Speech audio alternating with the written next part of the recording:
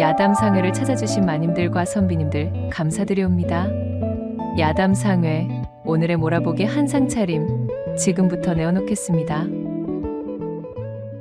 첫 번째 이야기 시작합니다. 세상과 인연을 끄는 듯 깊숙한 산골짜기, 사람의 발길이 닿지 않는 그곳에 한 처녀가 살고 있었답니다. 그녀의 이름은 송매로 5년 전 부모님을 여의고 기댈 곳 없이 홀로 산의 품에서 자란 외톨이였어요.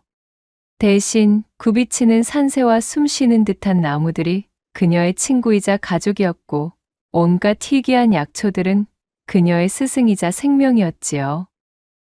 송매는 누가 가르쳐주지 않았음에도 산의 숨결을 읽고 땅 밑의 기운을 느끼며 병든 풀과 아픈 짐승을 알아보는 비범한 능력을 지녔습니다. 어느덧 푸른 녹음이 짙어지는 여름이었어요. 송매는 여느 때처럼 약초를 캐기 위해 더 깊은 산으로 들어섰습니다. 험준한 바위를 오르고 우거진 숲을 헤치며 나아가던 중 낯선 인기척과 함께 희미한 신음소리가 들려왔지요.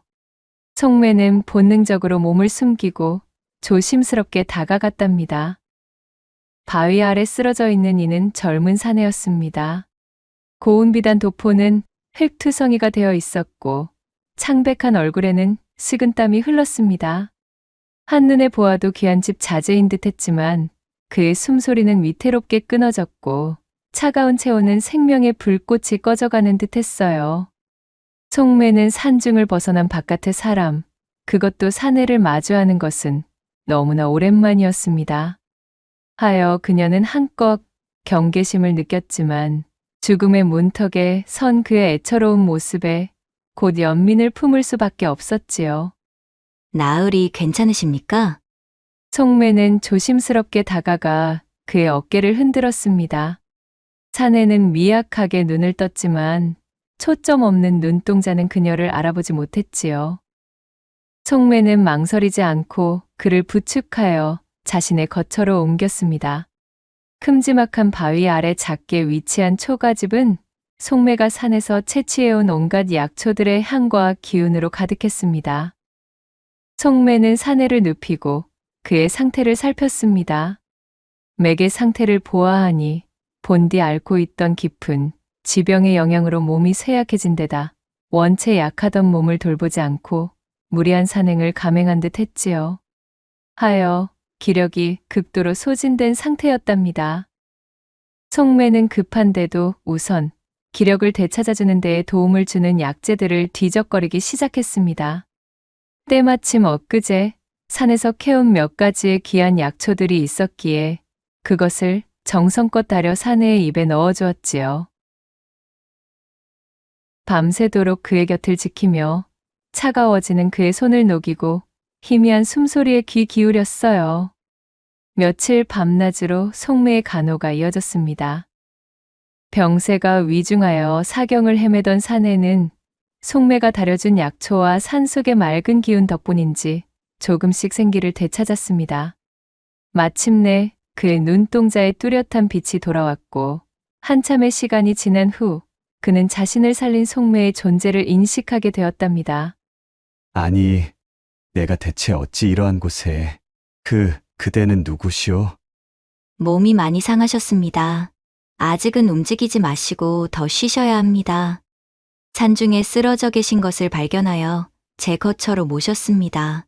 굉장한 약골이셨기에 망정이지 건장한 장정이셨으면 제가 모시지도 못하고 그 자리에서 야생짐승들의 식사가 되실 뻔 하셨습니다. 그렇소이까. 이거, 낭자 덕분에 목숨을 건지게 되었군요. 초면에 매우 중한 빚을 지고 말았습니다. 이 큰 은혜를 어찌 갚아야 할지. 사내는 가늘게 떨리는 목소리로 감사를 표했습니다. 그의 목소리는 낮았지만 맑고 고상한 기품이 서려 있었지요. 언뜻 비루하고 천해 보이는 자신의 옷차림을 보았음에도 사내는 자신을 하대하지 않고 있음을 알아차렸습니다. 송매는 그의 목소리와 태도에서 그에 대해 품고 있던 경계심을 조금은 누그러뜨리게 되었습니다. 우선 이 약재부터 들어보셔요. 나리께서 앓고 계시는 지병의 완치까지는 어렵겠으나 잃은 기력을 보양하는 데에는 퍽 도움이 될 것입니다. 송매는 담담하게 말하며 새로 달인 약을 내어주었습니다. 사내는 그녀의 얼굴과 약사발을 번갈아 쳐다보았지요. 독 같은 것은 타지 않았으니 안심하십시오. 못하면 제가 먼저 마셔 보이면 믿으시겠사옵니까? 농인지 진인지 구분이 되지 않는 뾰루퉁한 표정으로 송매가 말하자 사내는 힘없이 피식 웃어 보이고는 사발을 받아 한 번에 들이켰지요. 그리고 혈혈단신으로 자신을 구하고 간호까지 해준 송매에게 깊은 호기심을 느꼈습니다. 한눈에도 눈길을 사로잡을 정도의 수려한 외모는 물론 산속에서 홀로 살아가는 모습과 약초에 대한 비범한 지식이 확실히 그를 놀라게 했습니다. 헌데 낭자께서는 어찌 이 깊은 산중에 홀로 지내시는 것이오. 약초에 대한 지식도 예사롭지 않으니 혹 풍파를 피해 은둔에 계시는 의원이라도 되시는 게요. 사내의 질문에 송매는 작게 미소 지었습니다. 저는 그저 산에서 나고 자라 산의 이치를 조금 알 뿐입니다. 의원이라니요. 당치도 않은 부끄러운 말씀이십니다. 그저 나으리께서 제때 저를 만나 목숨을 건지신 것이 천운이셨겠지요. 사내는 송매의 말에 감탄했습니다. 그는 자신이 한양의 명문가 자손인 이연이며 저주와 다름없는 가문대대로 전해오는 지병 때문에 사경을 헤매던 중 한간에 전설처럼 구전되던 설령초라는 약초에 대한 풍문을 접하게 되었다고 이야기했지요. 하여 그것이 자신의 몸을 고칠 수 있는 유일한 수단이라 여긴 이연은 설령초를 찾아 조선 팔도를 헤매다가 이 산까지 흘러들어왔다고 털어놓았어요. 설령초는 죽어가는 사람도 살린다는 비방의 약초로 세상에 그 효능이 알려져 있지만 정작 어디서 자라는지는 아는 이가 극히 드물었습니다. 낭자께서는 혹시 설령초에 대해 아시는 바가 있습니까? 그 약초만 있다면 제 지병을 씻은 듯이 고칠 수가 있을 터인데 말입니다. 이연은 간절한 눈빛으로 송매에게 물었습니다. 그의 병세와 삶에 대한 간절함이 고스란히 전해져 송매의 마음을 아릿하게 만들었지요. 송매는 이연의 질문에 잠시 침묵했습니다. 설령초가 자라는 곳은 산에서도 가장 깊고 험한 곳이며 맹수들의 영역이고 발을 헛디디면 목숨을 잃는 위험천만한 곳임을 그녀는 누구보다 잘 알고 있었습니다. 또한 설령초에 대한 바깥 세상의 광기 어린 열망을 잘 알고 있었기에 그녀는 그것을 절대 발설하지 않고 지켜오던 참이었어요. 설령초는 정말 존재하는 약초입니다. 하지만 그곳은 사람이 함부로 갈 수 없는 곳이지요. 산이 인간에게 허락하지 않는 곳입니다. 송매는 조심스럽게 입을 열었습니다. 그녀의 말에 이연의 눈빛이 흔들렸어요. 그래도 전설로만 치부되던 희귀한 약초가 실존한다는 이야기를 들으니 희망이 있다는 사실에 고무되었습니다. 안도와 호기심, 그리고 색다른 두려움에 대한 감정이 복잡하게 뒤섞여 이연의 팔뚝에는 소름이 돋아났지요. 한편 산어기 초입에는 작은 주막이 하나 있었습니다. 곰방대를 물고 앉아 장꾼들의 이야기를 듣고 있던 주모는 오늘 한객 손무리들이 술김에 뱉어내던 말에 귀를 기울였지요. 다름 아닌 한양에서 온 귀한 손님 하나가 이 고을 저작거리의 약재상이란 약재상은 모조리 뒤져대며 특이한 약초를 찾더라는 이야기였습니다. 원하는 약초를 구하지 못하자 그는 홀로 이 깊은 산중까지 들어가 버렸다는 이야기도 함께였지요. 지나가던 신만이 중 누군가는 그가 깊은 산에서 혼자 쓰러진 것 같다는 말을 했고 또 어떤 이는 그가 자신의 죽어가는 목숨을 살린다는 비방의 약초를 찾는다는 뜬구름 잡는 말까지 했다고 하였습니다. 평상시라면 흘려들을 법한 이야기였지만 이번에는 달랐습니다. 주모는 그 길로 바로 인근 읍내에서 가장 큰 한약방을 운영하는 약재상 진태성에게 달려갔지요. 이 진태성이라 하면 겉으로는 덕망 높은 상인 행세를 하지만 실상은 희귀 약재를 독점하고 막대한 부를 쌓기 위해 수단과 방법을 가리지 않는 냉혈한이었어요. 탐욕으로 똘똘 뭉친 태성은 일찍이 교활하고 잔혹한 성미로 이 일대의 약재 상권을 단숨에 거머쥔 자였습니다. 주모는 예전부터 태성에게 주막을 오고 가는 뜨내기들의 입에서 귀중한 약초에 대한 이야기나 혹은 전설 속에만 회자되던 희귀한 약재에 대한 풍문을 알려주는 대가로 푼돈이나 챙기고 있던 중이었어요. 주모는 간밤 자신의 주막에서 흘러나온 이야기를 빠짐없이 태성에게 전했답니다. 죽어가는 목숨을 살리는 약초라. 아무리 보아도 그것은 필시 설령초를 시사하는 느낌이렸다. 헌데 그것을 어찌 한양의 사내가 찾는다는 말이던가? 게다가 홀로 깊은 산중에 들어갔다. 이거 관심이 동하지 않을 수가 없구만. 좋아, 주모 수고했네. 태성은 기름진 미소를 지으며 탐욕스러운 눈빛을 번뜩였습니다. 그는 주모에게 엽전 몇 냥을 던져준 뒤 즉시 자신의 신복들을 불러 모았어요. 자, 그것만 손에 넣는다면 너희들에게 평생 쓰고 남을 재물을 제공할 터. 당장에 그 사내에 대한 용모를 수집하여 그자에 대한 실마리와 함께 그자가 찾는다는 그 약초의 행방까지 쫓아보거라. 태성의 목표는 단 하나, 그 귀한 약초를 가로채 막대한 이득을 취하는 것이었습니다. 태성이 자신의 야욕을 드러내며 수하들을 시켜 산중을 헤집고 있던 그 시각, 속매의 극진한 간호와 보살핌으로 이연은 어느덧 상태가 많이 호전되어 있었습니다. 일주일 정도의 시간이 흐르자 그는 제법 걸음을 옮길 수 있는 지경까지 좋아졌답니다. 헌데 기력이 회복되자마자 이연은 고집을 피우기 시작했어요. 속매의 꾸준한 경고에도 불구하고 설령초를 찾겠다는 의지를 굽히지 않았던 것이지요. 낭자가 염려하는 바에 대해선 잘 알고 있습니다. 허나 나는 그저 내 목숨을 아끼고자 그러는 것이 아니오. 내게는 원대한 꿈이 있어. 이 땅의 가난한 백성들, 특히 아주 간단한 치료와 약재만 주어진다면 목숨을 구할 수 있는 병세에도 그것을 구할 길이 없어 비참하게 명을 다해야 하는 사람들을 위한 치료소를 건립하려는 꿈을 가지고 있습니다.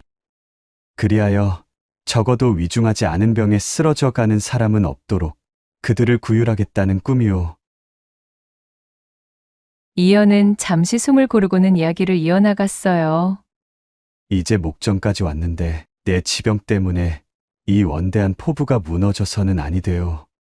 허니 나는 반드시 무슨 일이 있어도 그 설령초를 손에 넣어야만 합니다. 그의 눈빛에는 죽음 앞에서 움켜쥐려는 마지막 희망과 또한 사내의 가슴에 품은 큰 뜻을 반드시 실현하고야 말겠다는 결의가 이글거리고 있었습니다. 속매는 그간 이연의 곁에서 그를 간호하며 그가 마음에 품고 있는 간절함과 또한 선의에서 비롯된 이협심에 매료되고 있었지요. 그간 속매는 산밖의 마을에서 거주하는 사람들은 모두 악인에 자신의 욕심을 위해 산을 망가뜨린다는 생각뿐이었기에 그들에 대한 거부감이 상당했지만 이 이연이라는 사내만큼은 다르게 느껴지고 있었습니다. 그런 연유로 곁에서 지켜본 그의 병약한 모습에 자꾸만 마음이 쓰이던 중이었어요. 홀로 산에서 살아온 그녀에게 누군가를 이토록 깊이 염려하는 감정은 처음 있는 일이자 또한 생경한 감정이었습니다. 그녀는 이연에 대한 것을 생각하면 가슴 한쪽이 아릿하게 올죄어오는 느낌을 받았지요. 결국 속매는 그의 굳은 의지를 자신이 꺾을 수 없다는 판단에 당도했습니다. 그렇다고 이연을 홀로 보낼 수는 없었어요. 그녀는 위험을 알면서도 그것을 감수하고서라도 이연과 동행하기로 결심했습니다. 희미하게 나풀거리는 그의 생명의 불꽃을 자신의 손으로 지켜주고 싶다는 알 수 없는 충동이 생겼기 때문이었어요. 나으리께서 정가시겠다면 제가 길을 안내하겠습니다. 허나 이 산은 마음대로 드나들 수 있는 곳이 아닙니다. 제 말을 따라주셔야 무사하실 수 있습니다. 속매는 단호하게 말했습니다. 이연은 속매의 결심에 감격하며 고개를 끄덕였어요. 그리하여 두 사람은 속매의 집에서 단단히 준비하여 짐을 꾸린 뒤 깊은 산속으로 발을 들였습니다.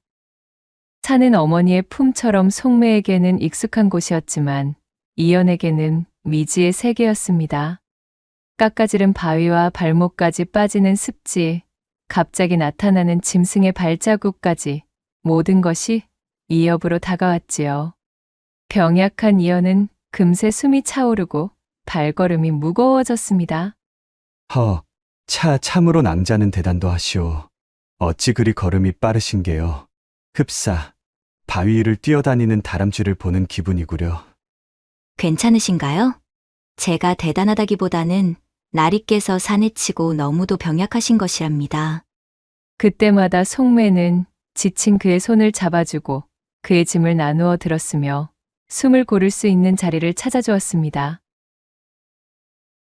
그녀의 가녀린 체구에서 불가사의하게 뿜어져 나오는 강인함과 또한 세심한 보살핌은 이연에게는 참으로 큰 의지가 되었어요. 해가 지고 어둠이 내리면 송매는 추위를 피할 수 있는 작은 동굴이나 바위 틈을 찾아내고 마른 나뭇가지를 모아 불을 피웠습니다. 타닥거리는 불꽃 아래 두 사람은 나란히 앉아 밤을 지새웠지요. 그럴 때마다 이연은 송매에게 바깥 세상의 이야기를 들려주었어요. 한양의 번화가 이야기, 서책 가득한 서재 이야기, 부패한 탐관오리들의 수탈로 허덕이는 가난한 백성들의 이야기까지. 송매는 눈을 빛내며 이연의 이야기에 귀 기울였습니다. 하도 읽어서 낡아버린 서책으로만 보던 세상이 이연의 입을 통해 생생하게 살아나는 듯했지요. 나리께서는 어찌 그리 아는 것이 많으십니까? 세상에는 정말 신기한 것들이 가득한가 봅니다. 송매가 순진하게 묻자 이연은 작게 웃었습니다. 제 알량한 지식 따위는 그저 서책을 통해 배운 것들일 뿐입니다. 저는 오히려 아리 낭자께서 체득하고 계신 그 지혜가 더 깊은 듯합니다. 낭자는 산의 언어를 읽고 풀벌레의 울음소리로 비를 예측하지요. 저는 글자를 알지만 살아 숨쉬는 자연 앞에서는 한낱 미물에 가까울 지경으로 무력할 뿐입니다. 이연은 진심으로 송매의 능력에 감탄했습니다. 그녀는 그의 병약한 몸을 부축해주는 육체적인 힘뿐만 아니라 그의 메마른 마음을 촉촉하게 적셔주는 생명력을 가지고 있었어요. 송매는 이연의 따뜻한 말에 얼굴을 붉혔습니다.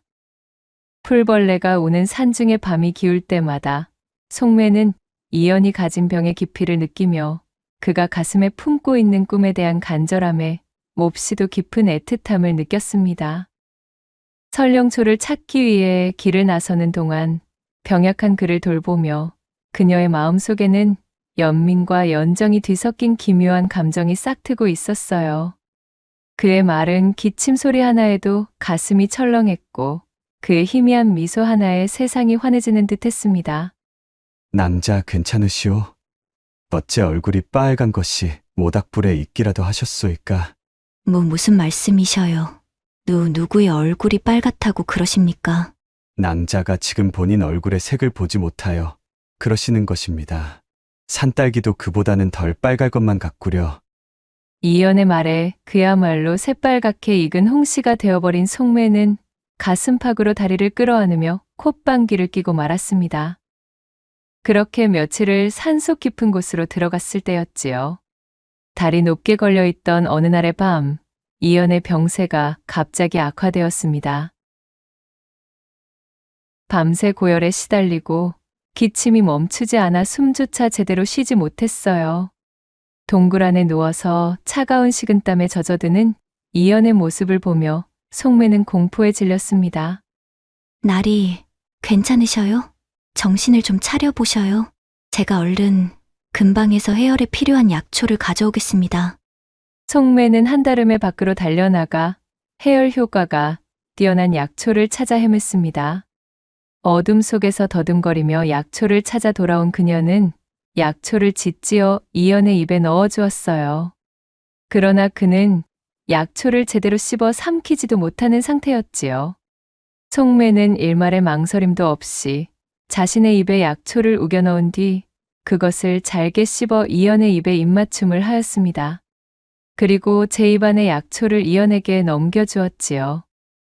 그녀는 이연의 곁을 필사적으로 지켰습니다. 의식이 오락가락하는 와중에도 이연은 자신을 위해 애쓰는 송매의 손을 잡았어요. 낭자 참으로 면목이 없습니다. 미안하오. 괜한 나의 고집 때문에 그대를 고생만 시키는군요. 그의 목소리는 희미했지만 그 속에 담겨 있는 이연의 진심이 얼마나 무거운지는 너무도 잘 알 수 있었습니다. 송매는 눈물을 글썽이며 그의 손을 꼭 잡았어요. 나리, 그런 재미없는 말씀이랑 마셔요. 약초의 기운을 받고 몸이 열이 내려가면 곧 나으실 겁니다. 힘을 내주셔요. 그렇게 시간은 흐르고 위태로운 밤이 지나가자 다행히 이연의 열은 조금 내렸습니다. 생사의 고비를 함께 넘기며 두 사람의 마음은 그 어떤 말로도 표현할 수 없을 만큼 깊어졌지요. 이연은 약해진 모습 그대로 송매에게 속마음을 털어놓았습니다. 죽음의 문턱 앞에서 느꼈던 두려움과 삶에 대한 간절한 소망, 그리고 자신을 살리기 위해 모든 것을 내던진 송매에 대한 깊은 감동과 애틋한 마음을 고백했어요. 낭자를 만나고서야 비로소 내 삶이 얼마나 소중한지 알게 되었소.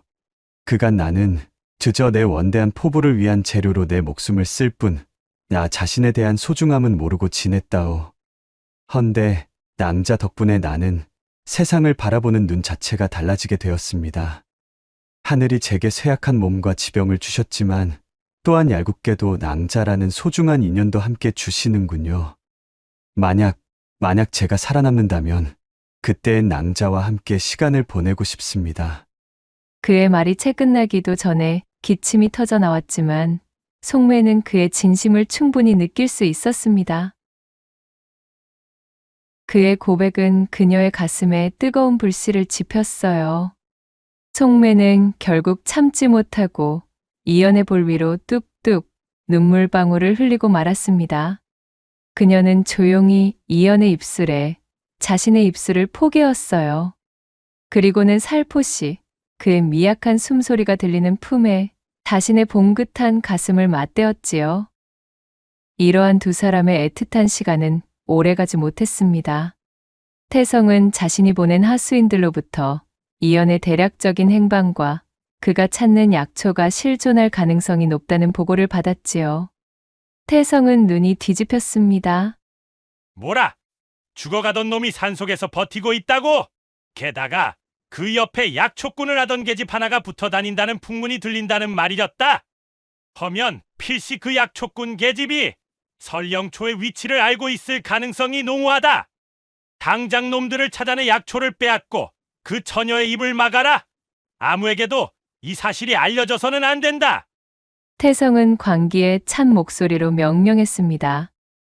그의 신복들은 짐승처럼 잔혹하고 냉혈한 자들로 돈이라면 사람 목숨쯤은 파리처럼 여기는 자들이었기에 이연과 송매에게는 치명적인 위협이었습니다. 하인들은 산중에서 설령초를 향해 가는 두 사람의 흔적을 끈질기게 쫓기 시작했어요. 그들은 빠르고 은밀하게 움직이며 점점 두 사람에게 다가오고 있었습니다.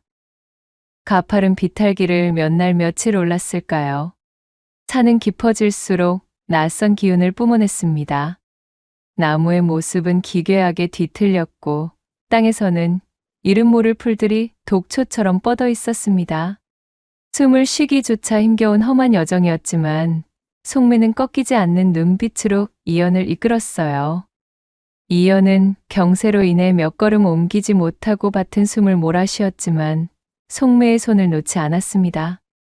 그녀의 따뜻하고 단단한 손길이 그의 유일한 버팀목이었지요. 낭자, 정말 이곳에 설령초가 있겠소? 이연이 힘겹게 물었습니다. 송매는 고개를 끄덕이며 눈앞에 펼쳐진 거대한 암벽을 올려다보았습니다. 깎아지른 듯한 암벽 중간쯤 희미하게 푸른 기운이 감도는 작은 틈새가 보였지요. 자, 저 틈새가 보이시나요? 그곳이 바로 우리가 찾는 것이 있는 장소입니다. 산의 가장 깊은 심장에 자리한 세상 사람들이 설령초라 부르는 약초의 보금자리 말입니다. 하지만 보시다시피 오르기가 쉽지는 않습니다. 송매는 암벽의 험준함을 설명했습니다. 그곳은 사람이 만든 길이 아닌 바람과 세월이 깎아 만든 길이었고 자칫 발을 헛디디면 천길 낭떠러지로 떨어질 위험이 있었지요. 이연은 암벽을 올려다보며 절망했습니다. 자신의 병든 몸으로는 도저히 오를 수 없는 곳이었습니다. 송매는 그의 곁에 다가가 따뜻한 눈빛으로 그를 바라보았습니다. 허니, 나리께서는 여기서 기다려 주셔요. 제가 설령초를 가져올게요. 아니 됩니다. 낭자, 위험하오. 낭자마저 다치기라도 한다면 나는. 이연은 소리치며 송매를 붙잡았습니다. 하지만 송매는 단호했지요. 나리께서 이곳까지 오신 것은 설령초 때문입니다. 그리고 저 암벽은 이 산에서 나고 자란 제가 아니면 아무도 오르지 못할 곳입니다. 예전이라면 모르겠으나 지금의 나리께서는 저에게도 너무도 소중한 사람입니다. 허니, 이대로 나리를 죽게 둘 수는 없어요. 나리는 이제 저를 위해서라도 꼭 살아남으셔야 하는 사람이에요. 송매는 이연의 손을 조심스럽게 놓고 암벽을 오를 채비를 했어요. 그녀는 산을 타는데 익숙했고 바위의 틈새와 뿌리를 이용하여 기어오르기 시작했습니다. 그녀의 움직임은 마치 산짐승처럼 날렵하고 거침없었지요. 이연은 숨을 죽이고 송매가 오르는 모습을 지켜보았습니다. 한 발 한 발 아슬아슬하게 나아가는 그녀를 보며 그의 가슴은 타들어가는 듯 했어요. 자신의 생명을 위해 저 가녀린 채구로 암벽을 타고 있는 송매의 모습을 올려다보며 그의 마음은 이루 말할 수 없이 복잡했습니다. 그렇게 송매가 암벽의 절반쯤 올랐을 때였어요. 갑자기 아래쪽에서 시끄러운 소리가 들려왔습니다. 저기 있다. 저놈이 이연이고 저 처녀가 약초꾼이다. 어느새 두 사람의 발자취를 쫓아온 태성과 그의 신복들이 그들 앞에 나타났습니다. 끈질기게 추격해 온 끝에 마침내 두 사람을 찾아낸 것이었지요. 태성은 번들거리는 눈빛으로 이연을 쏘아보며 기름진 목소리로 외쳤습니다. 내 진작에 당신일 줄 알고 있었지. 우리 약방에서도 그리 설령초를 찾아대시더만 거참으로 끈질기시구려. 허나 이제 그 약초는 내 것이오. 순순히 포기하면 목숨만은 살려주겠소. 아참, 아니지. 설령초가 없으면 어차피 당신은 죽은 목숨이니 목숨만은 살려준다는 말은 상황에 맞지 않는구만. 태성은 대도하는 농을 치며 승리감에 도취된 표정이었습니다. 그의 하인들은 험악한 인상으로 이연을 에워쌌어요. 이연은 병든 몸으로 그들에게 맞설 수 없었습니다. 그의 얼굴에는 절망감이 스쳐 지나갔습니다. 암벽을 오르던 송매는 아래에서 벌어진 상황을 보고 심장이 덜컥 내려앉았습니다. 이연의 입에서 들었던 사람의 탈을 쓴 짐승들에게서 볼 법한 기운을 내뿜고들 있었으니까요. 송매는 더욱 빠르게 암벽을 기어올랐습니다. 이렇게 된 이상 설령초를 선점하여 그것을 무기로 삼는 수밖에는 없었습니다. 태성은 송매가 약초에 다가가려는 것을 보고 소리쳤지요. 저 계집을 막아라. 약초를 손에 넣기 전에. 수아 하나가 암벽 아래에서 송매를 향해 활을 겨누었습니다. 날카로운 화살촉이 송매를 향해 날아왔어요. 송매는 재빨리 몸을 틀어 화살을 피했지만 아슬아슬하게 스쳐 지나간 화살에 옷소매가 찢어졌습니다. 위험천만한 순간이었어요. 송매는 더 이상 지체할 수 없다고 판단했습니다. 혹여나 이대로 암벽에서 태성의 수하들에게 당하기라도 하면 홀로 남게 되는 이연은 생명을 담보할 수가 없는 처지에 놓일 것이 뻔했지요. 송매는 천천히 암벽을 내려오며 산에서 익힌 기지를 발휘했습니다. 암벽의 주변에는 노란 꽃의 약초가 자라고 있었는데 그것의 잎사귀는 약용할 수 있었으나 꽃잎의 수술에 묻어있는 분말이 눈에 들어가면 독성이 강해 일시적으로 눈을 멀게 하는 작용을 했지요. 송매는 그 약초의 꽃잎들을 재빨리 뜯어냈습니다. 그리고는 땅에 다다랐을 때 자신을 에워싸고 있던 태성과 수아들의 눈을 향해 꽃잎의 분말을 입으로 훅 불어버렸지요. 그거 내 눈! 독성의 분말은 태성 일행의 눈에 들어가 극심한 고통을 주었습니다. 그들은 눈을 비비며 비명을 질렀고 잠시 동안 앞을 제대로 보지 못했습니다.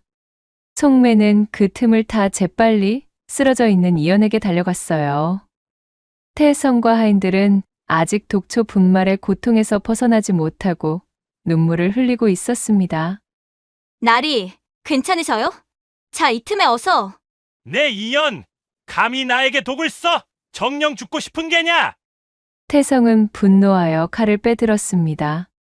그의 하인들도 정신을 차리고 칼과 몽둥이를 들고 다가왔어요. 송매 역시 자신의 허리춤에서 단도를 뽑아 그들 앞에 겨눈 채 맞섰습니다. 이연은 그녀가 자신을 지키기 위해 필사적으로 맞서는 모습을 지켜보았습니다. 병약한 자신의 무력함에 치를 떨었고 자신을 위해 목숨을 거는 송매에게 한없이 미안하고 애틋한 마음이 들었지요. 송매는 물러서지 않았습니다.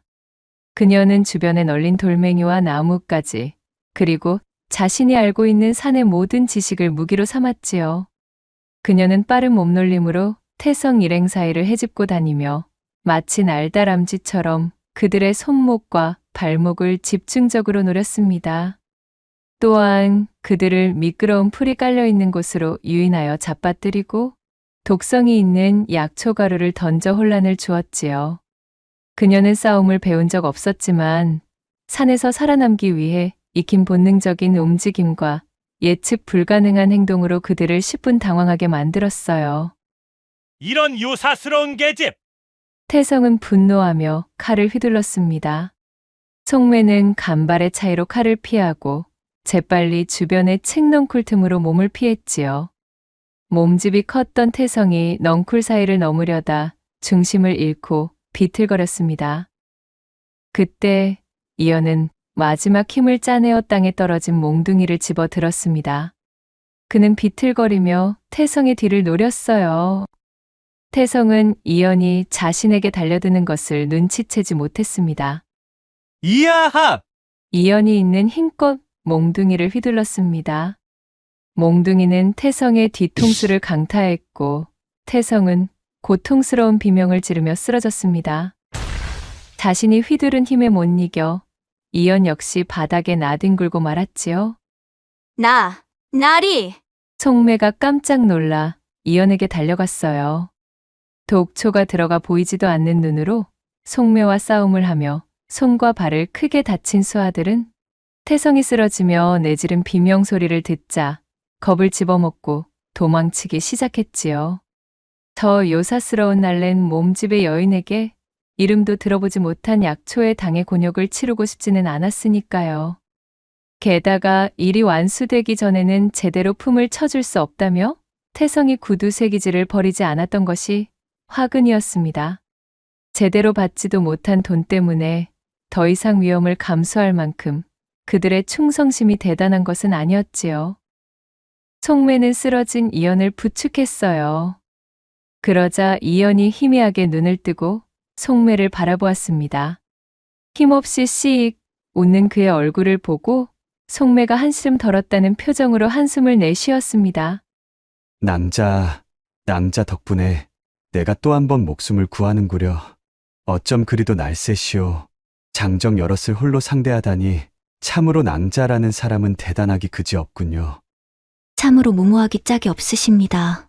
혹여나 저자가 눈치채고 일검을 넣었다면 그야말로 참극이 벌어질 뻔하였다고요. 정말이지 못 말리시겠습니다. 이번에는 나리께서 제 목숨도 한 번 구하신 것이나 다름없사옵니다. 이연은 가늘게 떨리는 손으로 송매의 뺨을 어루만졌습니다. 송매는 그의 손을 잡고 눈물을 흘렸어요. 저자가 기절해 있는 틈을 타서 설령초를 가지러 가시지요. 자, 제가 도와드릴 테니 일어나 보셔요. 송매는 밧줄로 태성을 나무에 단단히 묶어놓은 후 다시 암벽을 올려다보았습니다. 아까보다 더 높고 험해 보였지만 이연을 살리겠다는 일념이 그녀에게 용기를 주었습니다. 송매는 이연을 안전한 곳에 눕히고 다시 암벽을 오르기 시작했어요. 이번에는 더 이상 두려움이 없었습니다. 마침내 그녀는 암벽 중간의 틈새에 도착했습니다. 그곳에는 신비로운 푸른빛을 뿜어내는 설령초가 자라고 있었지요.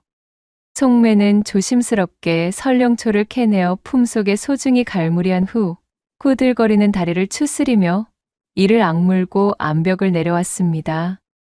그녀는 온몸에 상처투성이었지만 오직 이연의 안위만을 걱정할 뿐이었어요. 송매는 제 품속에서 애써 캐낸 설령초를 조심스럽게 꺼냈습니다.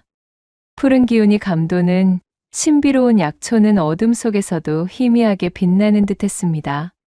그녀는 암벽 아래 작은 샘물에서 물을 떠와 불을 피우고 설령초를 정성껏 다렸어요. 임기응변으로 마련한 약이 완성되자 송매는 이연을 조심스럽게 일으켜 앉히고 약그릇을 그의 입가에 가져다 댔습니다. 따뜻하고도 쌉싸름한 약물이 이연의 입속으로 흘러 들어갔습니다.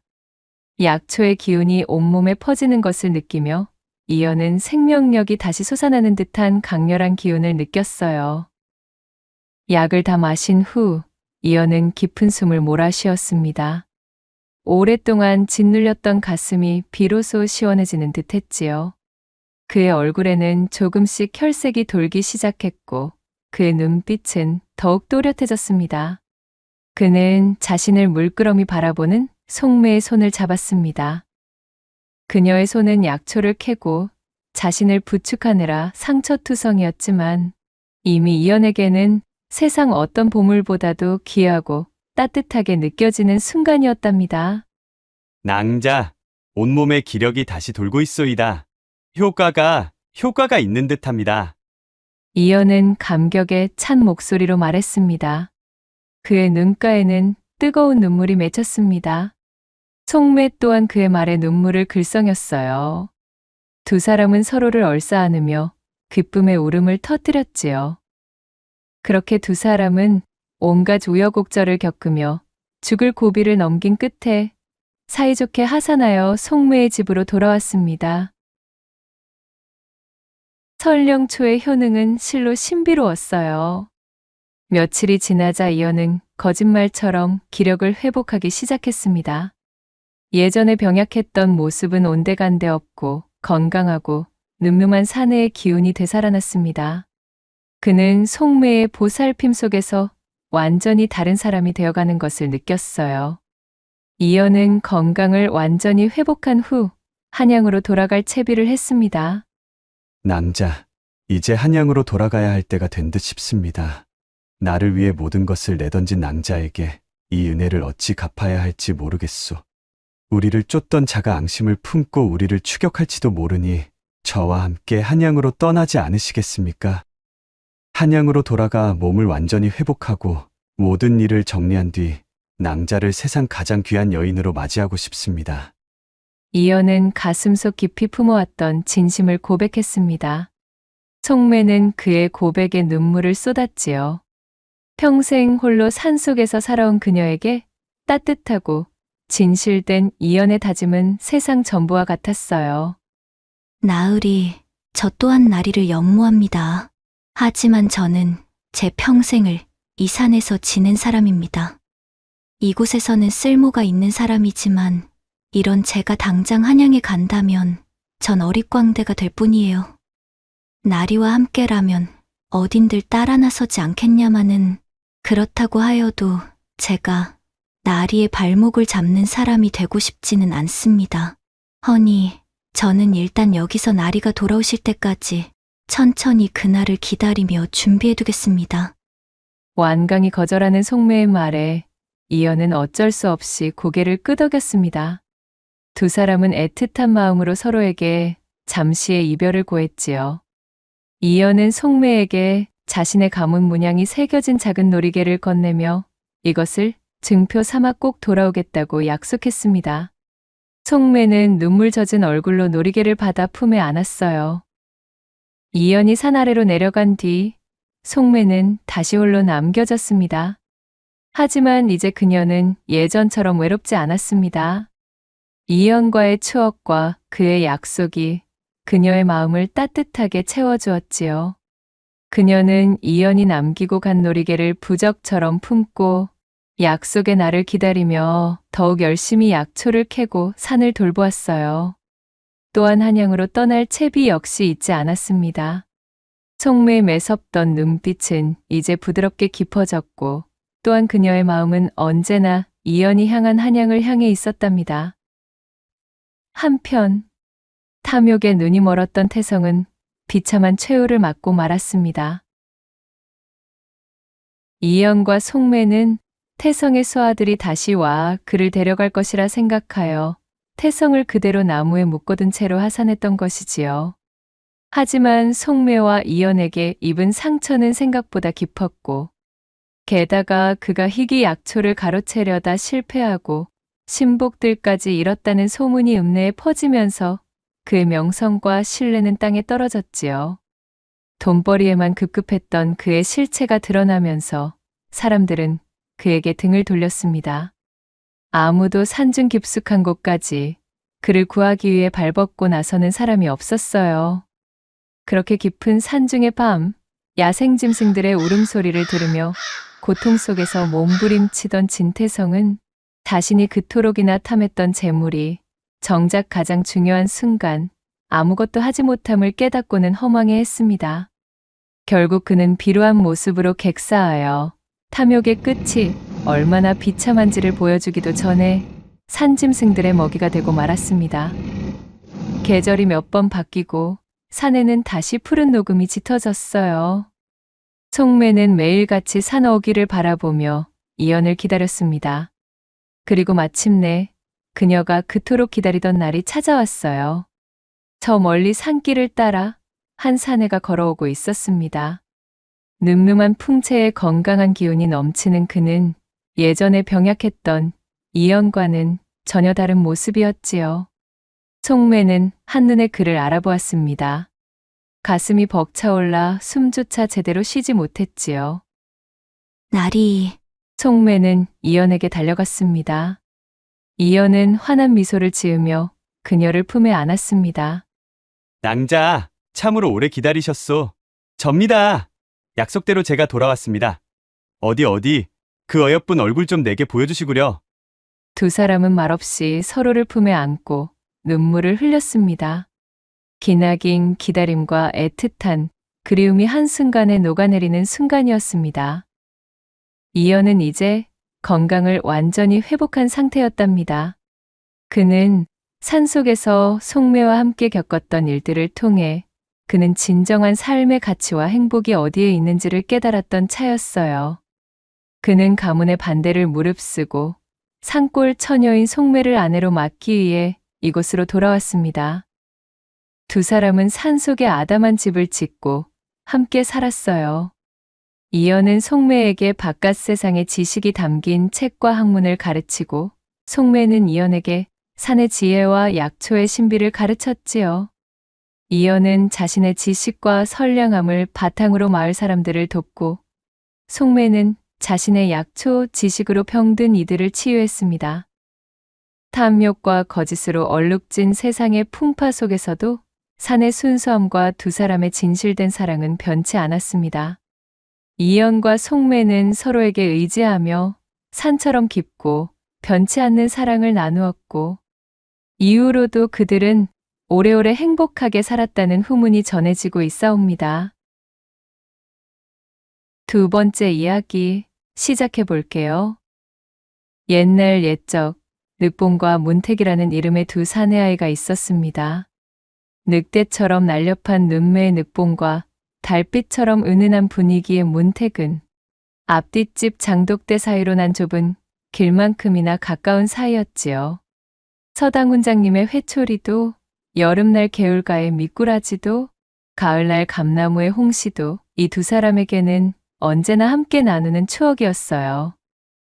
둘은 한 배에서 나온 형제보다 더 가까웠고 어쩌면 그런 형제들보다도 더 서로를 잘 알았습니다.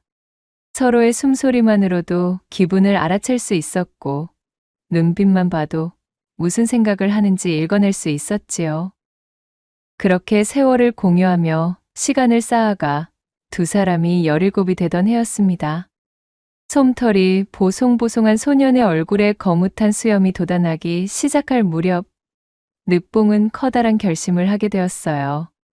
산자락에 펼쳐진 몇 대기의 밭, 아침해와 저녁달, 그리고 뻐꾸기 울음소리로 가득한 고향 땅은 이제 늑봉에게는 더 이상 아늑한 보금자리가 아닌 관아의 옥사처럼 갑갑하게 느껴졌습니다.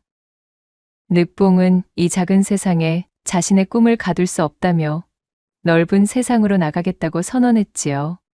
마치 날개를 펴고 둥지를 떠나는 어린 새처럼 늑봉의 눈에는 야심이 불타올랐습니다. 떠나기 전날 밤, 늑봉과 문택은 달빛 아래 놓인 술상을 마주했습니다. 술잔이 오가는 동안 둘 사이에는 말이 필요 없었어요. 쌓은 시간만큼 눈빛만으로도 충분했지요. 늑봉의 눈빛에는 미지의 세계에 대한 설렘과 두려움이, 문택의 눈빛에는 친구를 떠나보내는 아쉬움과 응원이 담겨 있었습니다. 밤이 깊어지고 술병이 비워질수록 둘의 그림자는 마치 하나가 되는 듯 길게 늘어졌답니다. 그 밤은 풀벌레 소리만이 마치 이별을 슬퍼하는 듯 구슬프게 울렸습니다. 그렇게 늑봉은 뒤도 돌아보지 않고 고향을 떠났고 5년이라는 시간이 흘렀습니다. 그간 문택은 선친에게 물려받은 논밭을 일구며 흘린 땀방울로 시간을 다졌지요. 봄에는 모내기를 하고 가을에는 황금빛으로 물든 별을 수확했습니다. 얌전하고 마음씨 고운 아내를 맞이했고 토끼처럼 귀여운 여식도 얻었습니다. 고향 땅에 뿌리 내린 나무처럼 문택은 반듯하게 살아가고 있었더랬어요. 그럼 문택 앞에 어느 초가을 날 사라졌던 늑봉이 떡하니 나타났습니다. 마치 낯선 바람이 불어오듯 예고 없이 찾아왔지요. 아니 자네 늑봉이 아닌가? 어허 이 사람 이게 대체 얼마만인가 그래? 허허 문택이 이 친구야. 그간 무탈하게 지내셨는가? 5년이라는 시간은 늑봉을 완전히 다른 사람으로 만들어 놓았습니다. 세련된 차림새, 날카로운 눈빛, 그리고 여유로운 미소. 그 예전 작은 고을에서 서로 코를 훔치며 뛰어놀던 소년의 모습은 온데간데 없었습니다. 마치 한양의 화려하고 붐비는 일상을 몸에 담고 온 듯. 늑봉은 고향 땅과는 어울리지 않는 이질적인 분위기를 풍겨댔지요. 그는 동네 형제들의 집을 거들떠보지도 않고 당연하다는 듯 문택의 집 사랑방에 자신의 짐을 풀었습니다. 그리고 오랜 친구를 다시 보게 되었다는 반가움에 문택이 풍성하게 차려낸 술상을 가운데 두고 지난 5년간의 이야기를 맛깔나게 풀어놓기 시작했습니다. 마치 폭포수처럼 쏟아지는 그의 이야기는 낯설고 신비로웠으며 때로는 슬며시 위험한 향기마저 풍겼습니다. 문택은 그의 이야기에 귀를 기울이며 과연 자신의 친구가 어떤 세상을 살아왔는지 그리고 무슨 비밀을 품고 있는지 궁금해했어요. 술잔 속에 비친 늑봉의 눈빛은 마치 깊은 우물처럼 그 속을 알 수 없었습니다. 그해 겨울, 첫눈이 소복이 쌓인 어느 날, 결국은 예기치 못한 사달이 벌어졌습니다. 마치 잔잔한 수면 위로 돌멩이가 떨어지듯 늑봉의 등장은 문택의 삶에 큰 파문을 일으킨 지 오래였어요. 무슨 헛바람이 문택을 휩쓸었는지 그는 조상 대대로 물려받은 문전옥답을 팔아 마련한 두둑한 전대를 허리춤에 찼습니다. 황금빛으로 물들었던 들판처럼 풍요롭고 한적하던 그의 삶은 늑봉이 가져온 낯선 꿈 앞에서 갈대마냥 흔들리고 있었답니다. 서방님, 어찌 이리 가족을 등지고 떠나려 하십니까? 이대로 기약 없이 떠나버리시면 저와 우리 여식은 대체 어찌하란 말씀이요. 길을 떠날 채비를 하던 문택의 옷소매를 잡으며 그의 아내는 연신 눈물을 훔쳤습니다. 문택은 그녀를 위로하며 떨리는 목소리로 대답했어요. 보시오 임자, 나는 영영 떠나겠다는 것이 결코 아니오. 부디 눈 딱 감고 몇 년만 기다려달라 이 말이오. 늑봉이 환골탈태한 것 보지 못하였소이까? 녀석이 이 좁은 고향 땅을 떠나 성공한 것과 마찬가지로 나 역시도 우리 역시도 잘 살 수 있는 길이 열려 있다지를 않소. 내 이대로 나서 노다지만 찾으면 우리도 더 이상 구질구질한 농사나 지으며 사는 것이 아니라 저 대처에 나가보란 듯이 떵떵거리며 사는 겁니다. 제 아내를 안심시키며 그리 말하는 문택의 목소리에는 미래에 대한 푸른 희망과 함께 어딘지 모르는 불안이 뒤섞여 있었어요. 그는 어미의 등에 업힌 어린 딸, 미양의 작은 얼굴을 바라보며 꼭 껴안았습니다. 미양의 볼에 아버지인 자신의 거친 수염을 비비며 따갑지만 따스한 기억을 심으려는 듯 한참의 시간을 할애했어요. 그리고 그것이 미양이 아버지를 기억하는 처음이자 마지막의 감촉이었습니다. 문택은 마치 나방이 한 점의 불빛에 이끌리듯 늑봉을 따라 고향 땅을 떠났습니다. 뒤돌아보지 않고 망설임 없이 5년 전 늑봉이 고향 땅을 떠날 때를 흉내라도 내는 것처럼 훌쩍 길을 나섰답니다. 아내가 눈물로 범벅이 된 눈으로 바라본 그의 뒷모습은 겨울바람에 흩날리는 마른 나뭇잎처럼 건조하면서도 위태로워 보였지요. 그런데 이게 무슨 일인가요? 헛된 기대를 품은 사내가 제 처자식을 등지고 내린 오만한 결정을 하늘은 결코 용납하는 법이 없었습니다. 미양이 8살이 되던 해 집안은 울음바다가 되었습니다. 먹구름이 가득 드리워 슬픔과 절망이 집안을 가득 채웠지요. 멀리 함경도 무산의 황량한 고원을 헤매던 문택이 그만 발을 헛디뎌 천길의 낭떠러지로 떨어졌다는 소식이 전해졌습니다. 시신조차 찾을 수 없었다는 비보는 가족들의 가슴에 비수처럼 꽂혔어요. 비보와 함께 실려온 차가운 겨울바람은 그의 죽음을 애도하듯 구슬프게 울부짖었습니다. 그로부터 2해가 더 지나고 미양이 10살이 되던 해, 제 지아비가 떠난 길목만 바라보며 한숨으로 세월을 보내던 어머니마저 미양의 곁을 떠나 어디론가로 사라져버렸습니다. 외가에 맡겨진 어린 미양은 그렇게 부모를 모두 잃은 신세가 되고 말았지요. 세상에 홀로 남겨진 어린아이의 마음에는 헤아릴 수 없는 슬픔과 원망이 쌓여갔습니다. 깨진 경대의 조각 마냥 미양의 마음은 산산이 조각나 있었어요. 그런데 어쩐 일인지 시간이 흐를수록 문택의 죽음을 둘러싼 소문이 마을에 퍼져나가는 것이었습니다. 바람을 따라 매캐히 실려오는 지독한 화전의 냄새처럼 은밀하고 자극적인 소문은 사람들의 입에서 입으로 전해졌지요. 소문에 따르면 그 옛날 고향을 등지고 떠났던 문택과 늑봉은 함경도에서 광대한 노다지를 발견했고, 그것을 발견한 늑봉은 탐욕에 눈이 멀어 문택을 낭떠러지로 밀어버렸다는 것이었습니다. 그 후 노다지 광산을 독차지하여 팔자를 고쳤다는 것이지요. 애초에 문택이 문전옥답을 탕진하여 마련한 자금을 이용해 노다지를 탐사할 자금줄로 쓰기 위해 고향에 들렀던 것이란 소문도 파다했습니다. 뿐만 아니라 늑봉은 문택의 아내마저 자신의 것으로 만들었다는 추악한 소문도 함께 퍼져나갔어요. 소문은 겨울밤의 눈처럼 쌓이고 쌓여 미양의 마음에 두꺼운 장막을 만들었습니다. 어린 미양의 귀에 그 소문이 피딱지처럼 들러붙었지요. 아버지의 죽음과 어머니의 부재, 그리고 믿었던 아버지 친구의 배신, 그것들은 어린 미양의 마음에 깊은 상처를 남기기에 충분했어요. 독이 든 칼과 같은 소문은 그녀의 마음을 찢고 또 찢었습니다. 미양은 홀로 남겨진 어둠 속에서 그렇게 처음으로 복수를 다짐했답니다. 큰 소용돌이 없이 행복하게 지냈을 자신의 집안을 박살낸 늑봉에 대한 증오, 어린 자신을 버려둔 채 자존심도 없이 늑봉에게 붙은 제 어미에 대한 실망, 그녀의 두 눈에는 나이에 걸맞지 않은 차가운 증오의 불꽃이 타오르고 있었습니다.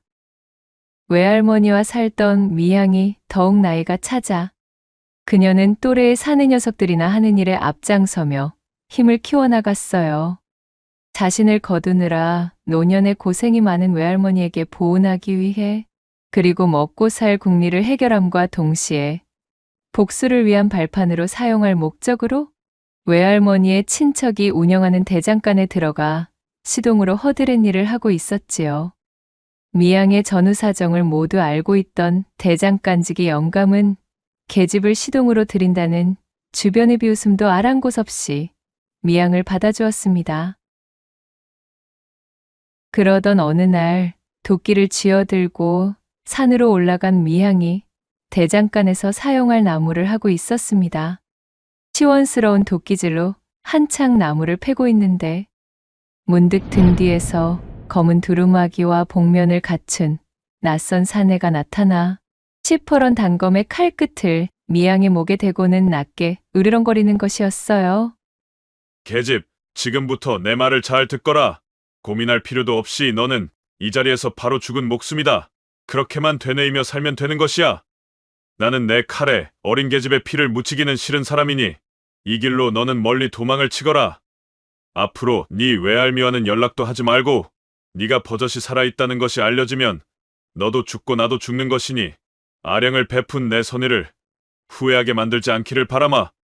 그 말을 남긴 사내는 날렵한 동작으로 미양의 댕기머리, 끄트머리를 싹둑 잘라 취하고는 흔적도 없이 어디론가 사라져버렸습니다. 마압소사. 혼이 빠진 미양은 하마터면 그 자리에서 치마의 소피를 볼 뻔했지요. 털썩 주저앉아 멍하니 있던 미양은 누군가 자개까지 써서 자신의 목숨을 노리고 있다는 사실에 덜컥 겁이 났어요. 하지만 차마 그대로 떠나버릴 수는 없었기에 공면사내의 충고를 무시하고 외할머니에게 들러 자신을 걱정하지 말라 짧은 말만 남긴 뒤 그렇게 고향 땅으로부터 멀리 도망쳐버렸습니다. 소식이 들리지 않을 만큼 정신없이 도망쳐 먼 곳을 향한 미향은 발길이 닿은 주막집에 참모 노릇도 하다가 또 어느 날에는 박물가게 시동 노릇도 하며 제 이름도 버리고 하루하루 근근히 살아가고 있었습니다. 그렇게 기약 없는 여정을 계속하던 그녀는 마침내 고향과 멀리 떨어진 작은 고을에 한 대장간에 정착하게 되었지요. 웬 계집이 대장간에서 일을 시켜달라고 하는 거요? 대장간이 뭐 하는 곳인지 몰라서 그려? 이 녀석아, 쇠붙이 만지는 일이 어디 그리 만만해 보이더냐? 바쁘니 썩 꺼지지 못해. 제발 부탁입니다. 대장간에서 일해본 경험은 있으니 그저 끼니만 때우게 해주시고 지붕만 내어주신다면 무슨 일이든 할 수 있어요. 이제 더는 떠돌 여력도 남지 않은 몸이니 이대로 받아주지 않으실 참이시면 차라리 저를 이 자리에서 때려주기든 하셔요. 에이, 몰라. 마음대로 하시오. 가족도 없이 홀로 쓸쓸하게 일하던 대장간 주인은 당돌하게 들이닥쳐 일을 시켜달라 조르는 이 미양의 기백이 마음에 들어 그렇게 그녀를 받아주게 되었지요. 예전의 경험을 살려 풀무지를 하며 미양은 힘을 키워나갔습니다. 대장간지기를 도와 굳은 일도 마다하지 않으며 그렇게 자신의 여린 마음을 망치질하며 벼려내듯 다져갔지요. 시간은 더욱 흘러 이제는 대장간 주인의 두터운 신임까지 얻은 미양. 그녀의 과거사까지 모두 알고 있던 대장간 주인은 흡사 미양의 양아버지처럼 그녀를 보살펴 주었답니다.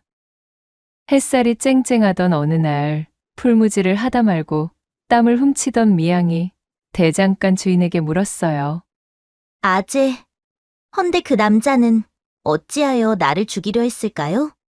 그 말에 망치를 내려놓고 먼 하늘을 바라보던 대장간 주인이 답했지요. 미양이 네 아버지의 원수, 그 늑봉이라는 자가 보낸 자객이겠지. 그리 보는 것이 제일 정확할 게다. 아무리 보아도 그렇지요? 사실은 저도 어렴풋이 그리 생각하고 있었어요.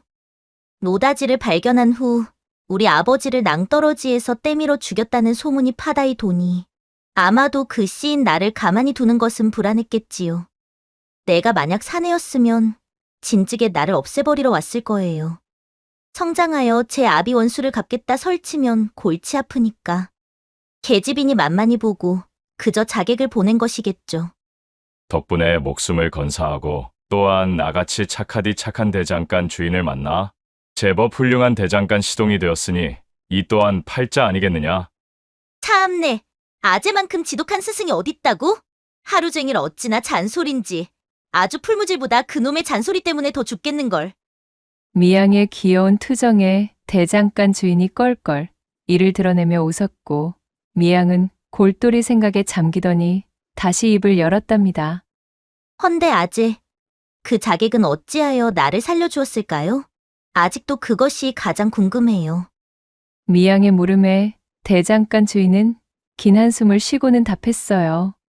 모르긴 몰라도 명색이 자객으로서 쥐콩만한 계집에 피를 묻히는 것이 찜찜하기도 했을 것이고 이것은 그저 내 추측이기는 하다만 너의 생모가 늑봉에게 재취를 간 것이 사실이라면 아마도 늑봉이 수작을 부리는 것을 생모가 엿들었을 수도 있지. 거금을 주어서 자객을 회유했을 수도 있는 것이고 말이야.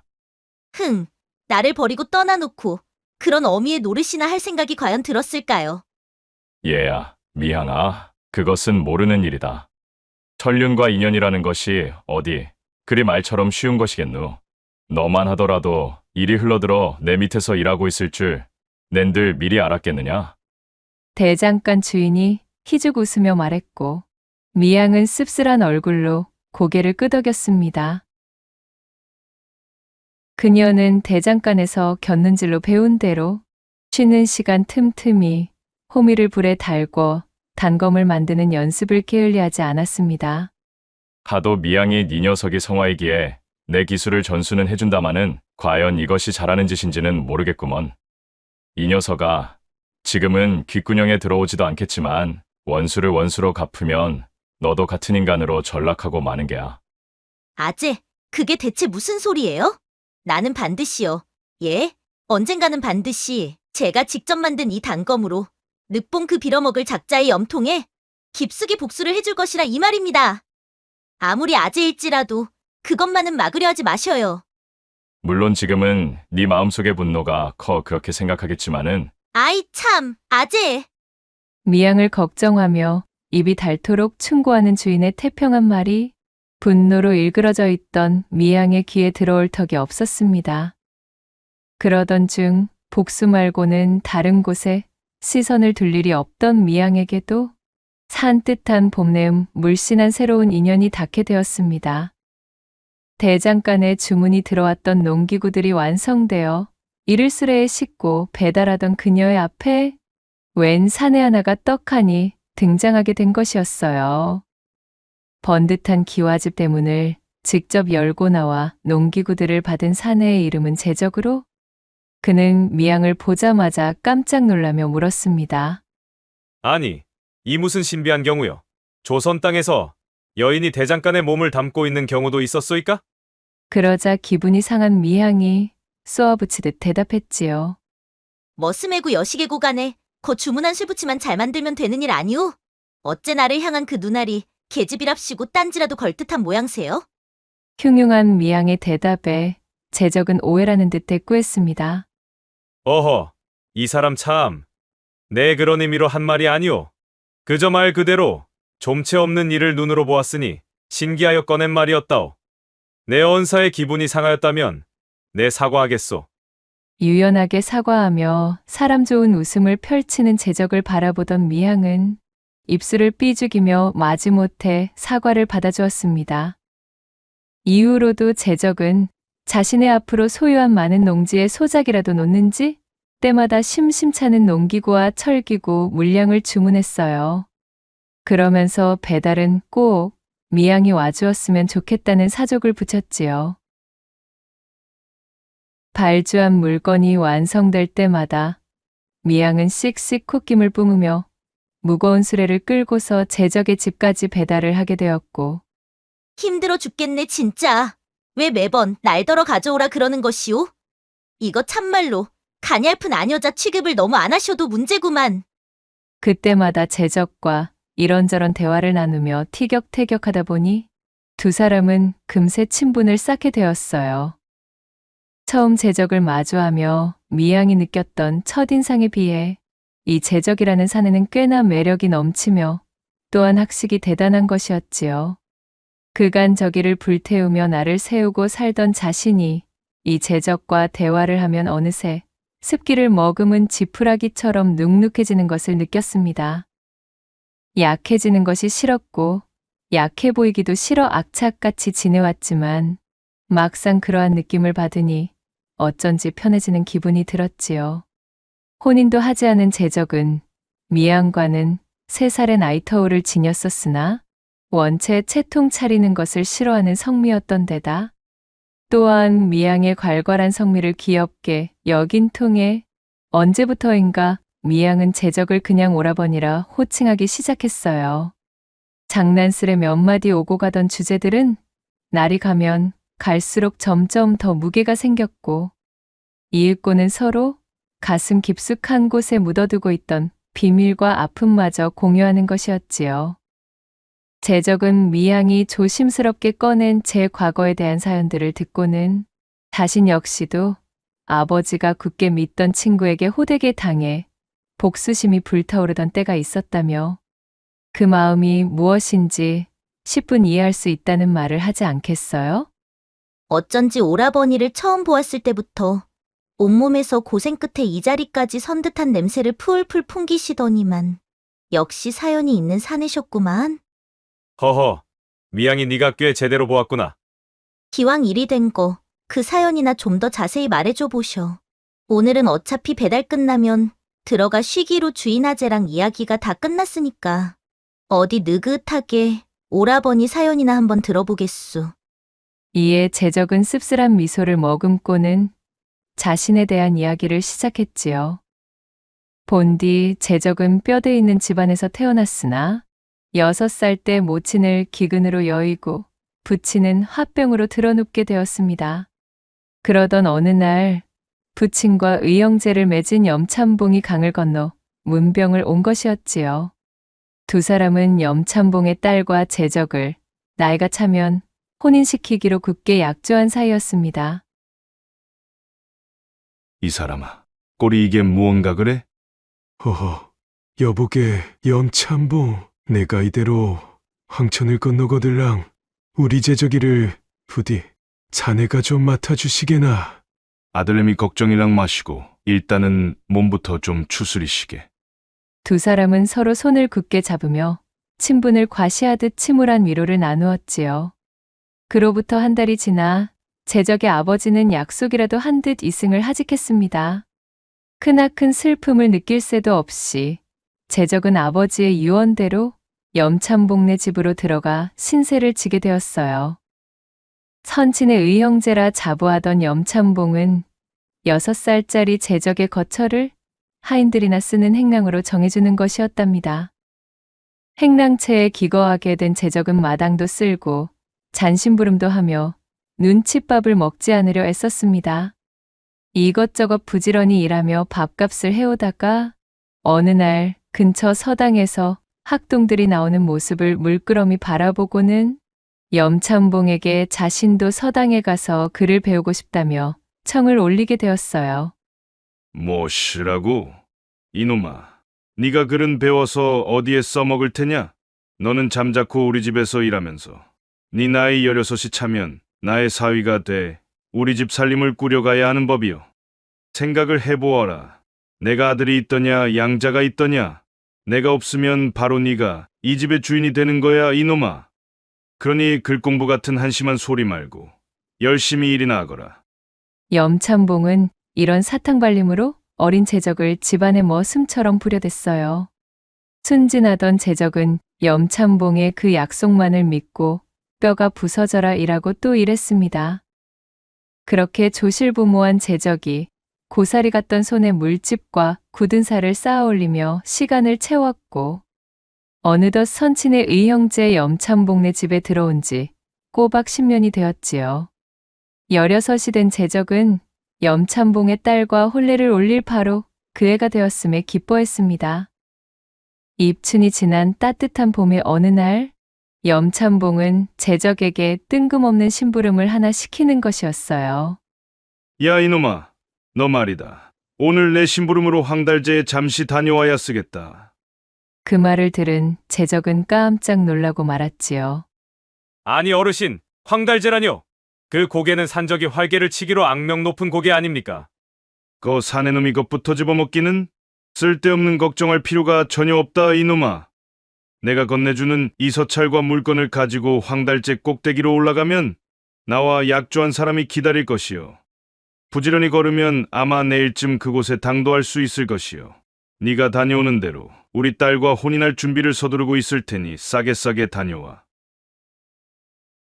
염참봉의 말에 금세 신이 난 제적은 그가 건넨 서찰을 품에 소중히 갈무리한 채 겹겹이 싼 길고 묵직한 물건까지 챙겨 대문을 나섰지요. 한참을 걷고 걸어 저녁 나절이 되자 부슬부슬 내리는 찬비를 맞고 오들오들 떨게 된 제적은 눈에 들어온 주막으로 서둘러 들어갔습니다. 뜨끈뜨끈한 구들방에 들어가 가장 먼저 한 일은 제 품 안에 넣어두었던 젖은 서찰을 곱게 펴 방바닥에 놓고 말리는 것이었지요. 노자가 부족했던 제적은 주막에서 만나 한방에서 함께 유숙할 노스님과 같이 있었는데 노스님이 흘끔 제적이 펼쳐놓은 서찰을 흘겨보더니만 이내 펄쩍 뛰며 놀라지 않겠어요? 아니, 이복에나 젊은이, 자네 그 서찰을 보고도 어찌 아무렇지도 않은 겐가? 혹시 까막눈인가? 얼씨구, 아니 스님, 아무리 유숙하는 처지라고는 해도 어찌 남의 편지를 훔쳐보고 그러십니까요? 제적이 눈을 잔뜩 흘기며 대꾸하자 노스님은 어처구니가 없다는 듯 제적의 머리를 쥐어박으며 일갈했어요.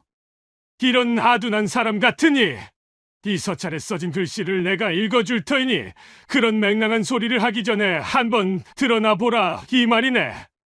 친애하는 황달제 산채의 두목님 올해의 진상품으로 명장이 3년에 걸쳐 빚어낸 명검을 구하여 올립니다. 이 명검의 칼날은 예리하기로 정평이 나 있으니 부디 이것을 받아주시고 굽어 살펴 주시옵소서.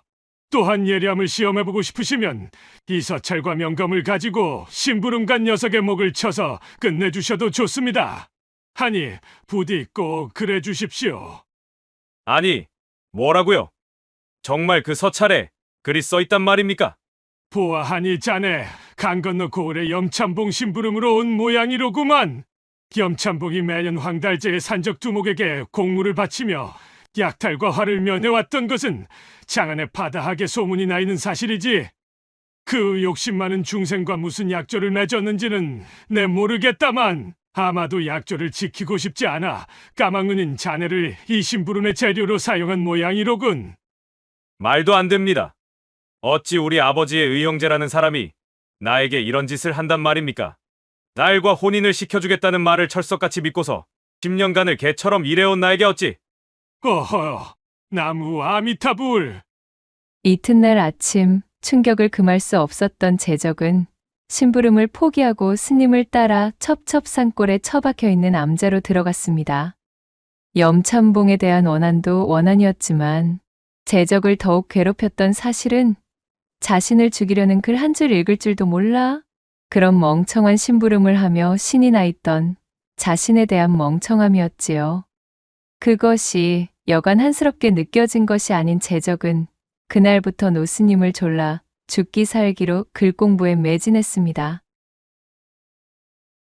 이후로 몇 해가 지났고 피 맺힌 복수심으로 공부에 매진한 제적은 결국 과거에 급제할 수 있었습니다. 노스님에게 인사를 올리고 암자를 내려온 제적은 자신의 품 안에 고이 간직해둔 그날의 서찰을 꺼내 다시 한번 읽어보았지요. 내 이날만을 기다리고 또 기다렸노라. 명인이 만들었다는 이 명검이 어디 소문대로 아직도 무뎌지지 않은 칼날을 자랑하고 있을지 내 염참봉 니놈에게 꼭 시험해주마. 그렇게 사리에 가득 찬 제적을 말린 것이 그를 따라 나섰던 노스님이었습니다. 이럴 것이라 예상하여 내 굳이 너의 뒤를 밟았느니라. 지금껏 너의 노력이 복수를 하기 위한 것임을 부정치는 않겠다. 허나 그 어렵고 힘들던 글 공부를 지금까지 버티며 또한 과거에 급제까지 한 것 또한 따지고 보면 염참봉이 내게 저지른 추악한 과오 덕분 아니더냐. 머슴처럼 일만 하던 일자무식이 이제 과거급제라는 번듯한 배경이 생겼으니 복수 따위는 있고 그 명검을 바람 미천으로 삼고 너의 기구한 인생을 새롭게 시작해보거라. 복수에 매몰되면 남은 너의 인생도 영원히 기구해질 뿐이니라. 굳이 내가 복수를 하지 않더라도 하늘이 염참봉을 대신 벌해줄 것이니 내 말을 믿어보거라. 노스님의 절절한 충고에 결국 제적은 뜨거운 눈물을 삼키며 하늘을 향해 고개를 쳐들었습니다. 산천이 떠나가라 포효하며 고함을 뱉어낸 제적은 한참이나 노스님의 말을 곱씹으며 생각에 잠겼어요. 알겠습니다, 스님. 제 목숨을 구해주신 스님의 말씀이니 따르겠습니다. 그리하여 노스님과 정식으로 이별을 나눈 후 관직을 포기하고 상업생리를 터득하는 것에 몰두하여 무일푼 빈털터리 머슴 출신의 보잘것없는 사내 제적은 점차 가세를 불려나가기 시작했습니다. 이윽고 남부럽지 않은 문전옥답과 기와집을 마련하여 지금에 이르게 된 것이었지요. 길게 이어진 제적의 이야기가 끝나자 씩씩거리며 듣고 있던 미향이 버럭 화를 내며 소리쳤습니다. 말도 안 돼. 용서가 되던가요? 참으로 속도 좋습니다. 그래. 아무리 목숨을 구해준 스님이 말하셨다고는 하나 어찌 그런 죽일 놈을 용서한단 말이오? 그놈 덕택에 공부하여 떵떵거리게 되었다는 것은 수운 궤변일 뿐입니다. 약조를 지키기 싫어서 오라버니를 해치려던 그 염참봉이라는 놈 아직도 잘 먹고 잘 살고만 있을 거요. 그러자 제적이 온화한 웃음을 머금으며 말했어요. 물론 나도 그땐 너처럼 그리 생각하였지. 허나 사필귀정이라고 하지 않던 물인대로 거두는 법이며 또한 명심보감에는 종과득과 종두득도라는 말이 있지. 오이씨를 심으면 오이를 얻고 콩을 심으면 콩을 얻는다는 말이란다. 내 손으로 끝맺은 복수가 아니더라도 염참봉은 아마 편히는 살지 못할 거야. 그리고 복수는 또 다른 복수를 낳는 법이지. 염참봉의 딸이 자신의 아비를 죽인 나를 원수로 삼으면 이 굴레는 영원히 끊어지지 않는 법이니까. 나한테까지 그런 개똥 철학을 강요할 생각은 마셔요, 오라버니. 하하, 물론이야. 하지만 나는 미양이 너도 언젠가 지금의 내 마음을 이해할 날이 오리라 믿고 있단다. 그날이 오면 너도 비단 네 손에 피칠갑을 하는 복수만이 무조건 옳다고만 생각하지는 않게 될 거야. 천망회에 소이불루라 하였으니 하늘의 그물이 드넓고 엉성하여도 결코 새는 법은 없다 이 말씀이지. 제적의 말을 유심히 듣고 있던 미향은 고개를 올려 하늘을 바라보았습니다. 천천히 흘러가는 구름이 어쩐지 오늘따라 얼기설기 엮은 그물처럼 보이는 것이었지요. 바보 같은 소리 말아요. 입술을 삐죽이며 투덜대는 미향의 머리를 제적은 웃으며 쓰다듬어 주었어요. 제적의 따뜻한 손길에 미향의 양볼은 발갛게 물들기 시작했답니다. 시간이 흘러 봄비가 추적추적 오는 어느 날이었습니다. 미향은 대장간에서 풀무질에 여념이 없었고 거래처를 들르기 위해 대처까지 나갔던 대장간 주인이 거진 열흘 만에 돌아왔지요. 참으로 세상에, 미양아, 이것이 다 무슨 일이다냐. 헐레벌떡 돌아온 대장간 주인이 새파랗게 질린 얼굴로 호들갑을 떨자 심드렁이 그를 맞이하던 미향은 눈썹을 세우며 대답했어요. 아이고, 아재요. 대체 왜 이리 호들갑이에요? 대장간 안으로 들어와 바닥에 털썩 주저앉은 대장간 주인이 물을 벌컥벌컥 들이켜고는 대꾸했지요. 내가 거래처에 들렀다가 미양이 너의 철천지, 원수에 대한 소식을 듣게 되었지. 뭐하냐? 예? 누구요? 늑봉이라는 사내 말이다. 너의 아버지를 배신했다는 그 작자. 대장간 주인의 말에 미양의 두 눈이 번뜩였습니다. 우연하게도 이번에 새로 만난 거래처의 거상과 청주의 너비아니를 놔두고 이런저런 이야기를 하던 끝에 다름이 아니라 이 거상이 늑봉 그 작자와도 꾸준히 거래를 한 사람이었다지 뭐냐. 그리하여 내 술김에 이것저것 캐내고 보니 그 사람 말이 너희 모친과 새로이 살림을 차렸다는 것도 사실이라더구나. 헌데 모친과 늑봉 사이에 얻은 두 아들이 그만 하천에서 멱을 감다가 익사하고 말았다지 뭐냐. 아우가 물에 빠지니 그걸 구하겠다며 형마저 뛰어들었다는구만. 둘 다 물에서 나오지 못하고 황천길로 갔다 오니 세상에 어찌 이리 안타까운 일이 다 있느냐. 결국 너희 모친마저도 정신을 놓고 먼저 간 두 아들들을 돌보러 가겠답시고 그만 스스로 하천에 몸을 던졌다는구나. 생모가 황천으로 떠났다는 믿기 힘든 소식에 미양은 저도 모르게 눈시울이 붉어졌습니다. 자신을 버리고 철천지 원수와 새살림을 차린 그녀를 늘 증오하며 살아왔다 여겼지만 주르륵 흘러내리는 뜨거운 눈물이 천륜을 거스르지는 못했음을 알리고 있었지요. 헌데 이것이 끝이 아니었습니다. 졸지에 제 식소를 모조리 잃은 늑봉은 그 길로 충격을 받고는 몸져 누워 병을 얻었다고 하는구나. 매일 밤마다 홀로 대궐 같은 집에 들어누워서는 피를 한 요강씩 토하며 보통 속에 몸부림을 치고 있다는군. 사는 것이 사는 게 아닌 몰골로 겨우 숨만 붙어 있다나 뭐라나. 대장간 주인의 이야기에 싸늘하게 굳어있던 미양의 낯빛이 웬일인지 점차 온화해지기 시작했어요. 그것을 본 대장간 주인이 미양의 어깨를 부드럽게 토닥이며 한층 진정된 목소리로 말했습니다. 미양이 네가 늘 복수를 하겠다며 달았던 그 단검 말이다. 지금이라도 늑봉 그 작자를 찾아가 복수를 하겠다면 나는 말리지는 않겠다. 그 단검으로 늑봉의 숨통을 끊어놓는다면 오히려 지금 그의 고통을 편안하게 만들어주는 일이 되겠지. 모든 것은 너의 선택에 달린 일이야. 부디 현명한 결정을 하기를 바란단다. 나는 이제 남은 너의 행복을 찾기를 바랄 뿐이야. 대장간 주인의 말을 들은 미향은 결국 오열하며 그의 품에 안겨 마치 어린아이처럼 펑펑 눈물을 쏟고 말았습니다. 그리고 그 다음 날이 되어 미양은 자신의 모친이 뛰어들었다는 하천을 찾아갔어요. 늘 품에 지니고 다니던 단검을 꺼내 깊은 하천 속에 던져버린 그녀는 큰절을 2번 올려 자신을 버리고 간 어미에게 마지막 인사를 던졌지요. 편히 쉬셔요. 이젠 나도 그만 놓아드리겠습니다, 어머니.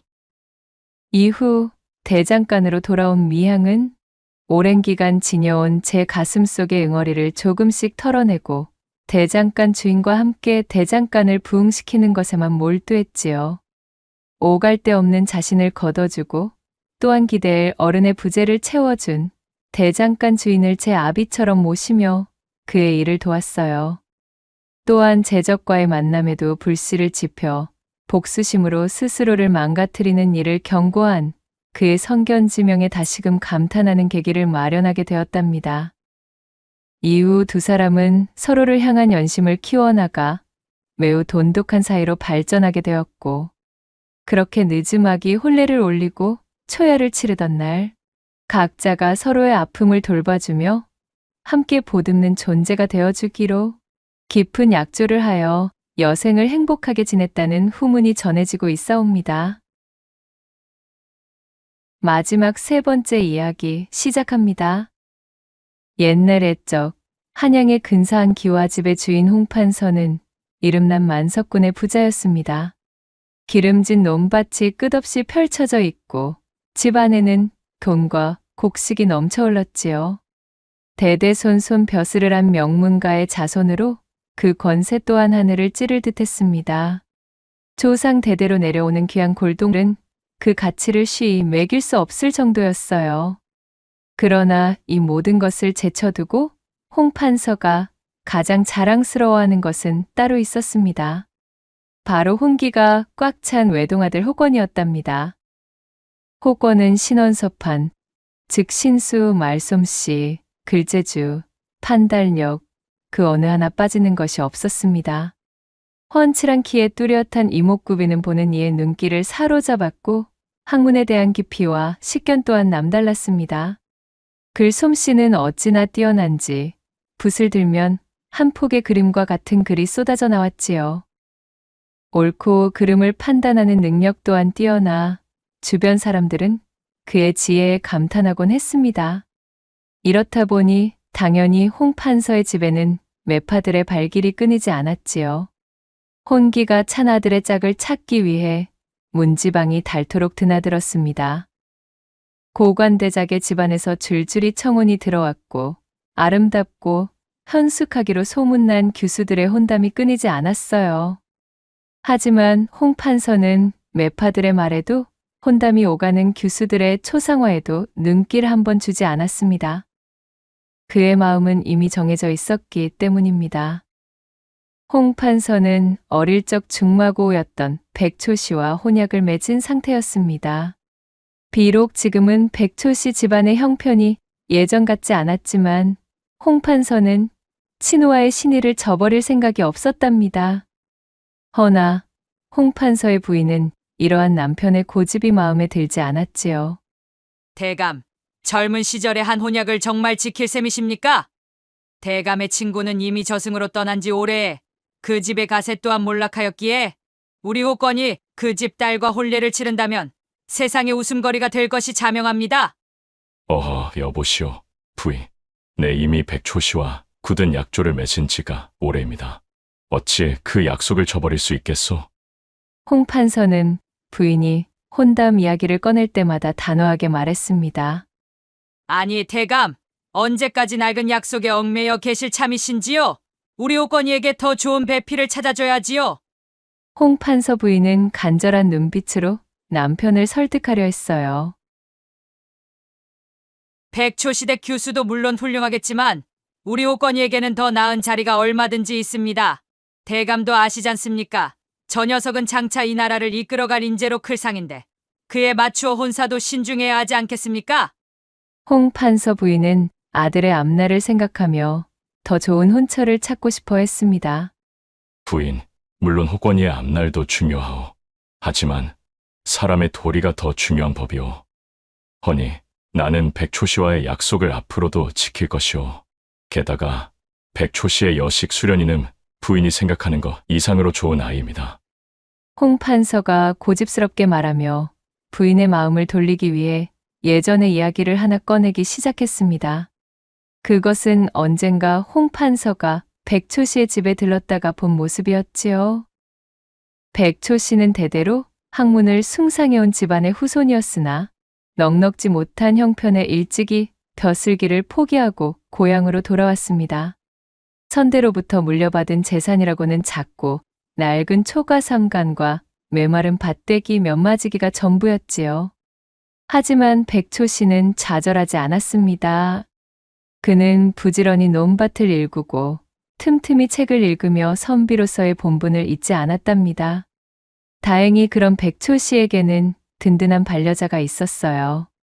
뼈대 있는 집안에서 나고 자란 부인은 검소하고 알뜰한 성품, 넉넉하지 않은 살림에도 불평 한마디 없이 집안을 꾸려나갔습니다. 부인은 삭바느질과 길쌈으로 가게를 돕고 틈틈이 밭일을 거들며 백초 씨를 내조했어요. 백초 씨의 집은 비록 초가 삼간이었지만 티끌 하나 없이 깨끗하게 정돈되어 있었습니다. 부인은 매일 아침 일찍 일어나 마당을 쓸고 낡은 가재도구들을 반질반질하게 닦았습니다.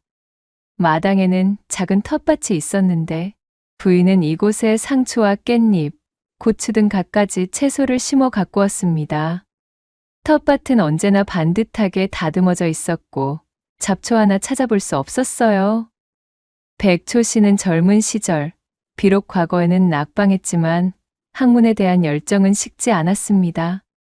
그는 이날 이때껏 농사를 지어오면서도 책을 놓는 법이 없었지요. 낮에는 밭에서 땀 흘려 일하고 밤에는 등잔불 아래에서 책을 읽으며 지식을 쌓았어요. 백초 씨의 학식과 인품은 널리 알려져 동네 사람들은 어려운 일이 있을 때마다 그를 찾았습니다. 편지를 써야 할 때, 비문을 새겨야 할 때, 족보를 정리해야 할 때 등 글과 관련된 일이라면 모두 백초 씨의 몫이었습니다. 백초 씨는 아무리 바쁜 와중에도 부탁을 거절하는 법이 없었지요. 그는 정성껏 글을 쓰고 어려운 내용을 쉽게 풀어 설명해 주었습니다. 글을 아는 사람이 먼 곳에서 소문을 듣고 찾아오는 날이면 백초 씨는 더욱 반가워했습니다. 그는 손님을 따뜻하게 맞이하고 밤새도록 글과 학문에 대해 이야기를 나누었습니다. 그리하여 홍판서 또한 이러한 손님들 중 하나였답니다. 어느 초여름날 들에서 돌아온 백초 씨가 홍판서와 함께 마루에서 점심상을 받았습니다. 텃밭에서 뜯어온 상추가 한 상 가득 올라왔고 백초 씨와 홍판서가 서로 정답게 이야기를 나누며 자리에 앉았지요. 그때 백초 씨의 딸 수련이 큰 대접에 오물물을 떠와 가지런히 내려놓았습니다. 아버님, 그리고 판서어른, 여기 손순물을 떠왔습니다. 어이구, 그래, 수련아, 고맙구나. 홍판서는 며느리감으로 약조해둔 수련의 미모가 나날이 고와지는 것을 바라보며 대견한 미소를 지었지요. 백초 씨와 홍판서가 손순물로 손을 꼼꼼히 닦고 수저를 뜨려는데 구겨진 갓에 해진 두루마기를 입고 담보찜을 진 남루한 과객 한 명이 살인문을 열며 들어오는 것이었어요. 계십니까? 지나가던 기손입니다만 갈증이 심하여 그러하오니 물 한 모금만 주시지요. 하지만 인품 좋은 백초 씨가 끼니 때 찾아온 손님을 겨우 물 한 모금만 대접하고 보낼 위인이 아니었습니다. 아이고 그러십니까? 보안이 아직 유기도 안 하신 듯한데 수찬이지만 어떠신지요? 이리 와서 겸상을 하시면 어떻겠습니까? 아이고, 이거 참으로 염치가 없어서. 백초 씨는 부엌 장지문 쪽을 향해 밥과 수저를 한 벌 더 내달라며 아내에게 부탁을 했지요. 그때 길소는 갈증이 매우 심했던지 상이 놓인 마루로 들어서 앉다 말고 백초 씨의 손을 씻은 물이 담긴 대접을 들어 벌컥벌컥 마시는 게 아니겠어요? 그 모습을 본 백초 씨가 대경실색하고 말았지요. 아니 그 물은 내 손.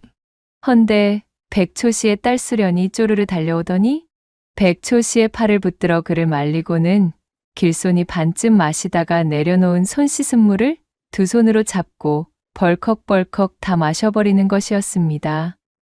그러고는 생긋이 웃으며 길손을 쳐다보며 말했지요. 손님, 저희 집 우물물 맛이 참으로 좋지요? 재작년쯤 저희 아버님과 작은아버님이 힘들여 판 것이지요. 특히 이맘때의 물맛이 아주 근사하답니다. 아, 그렇구나. 그래서 그런지 물맛이 아주 꿀맛이네 그래.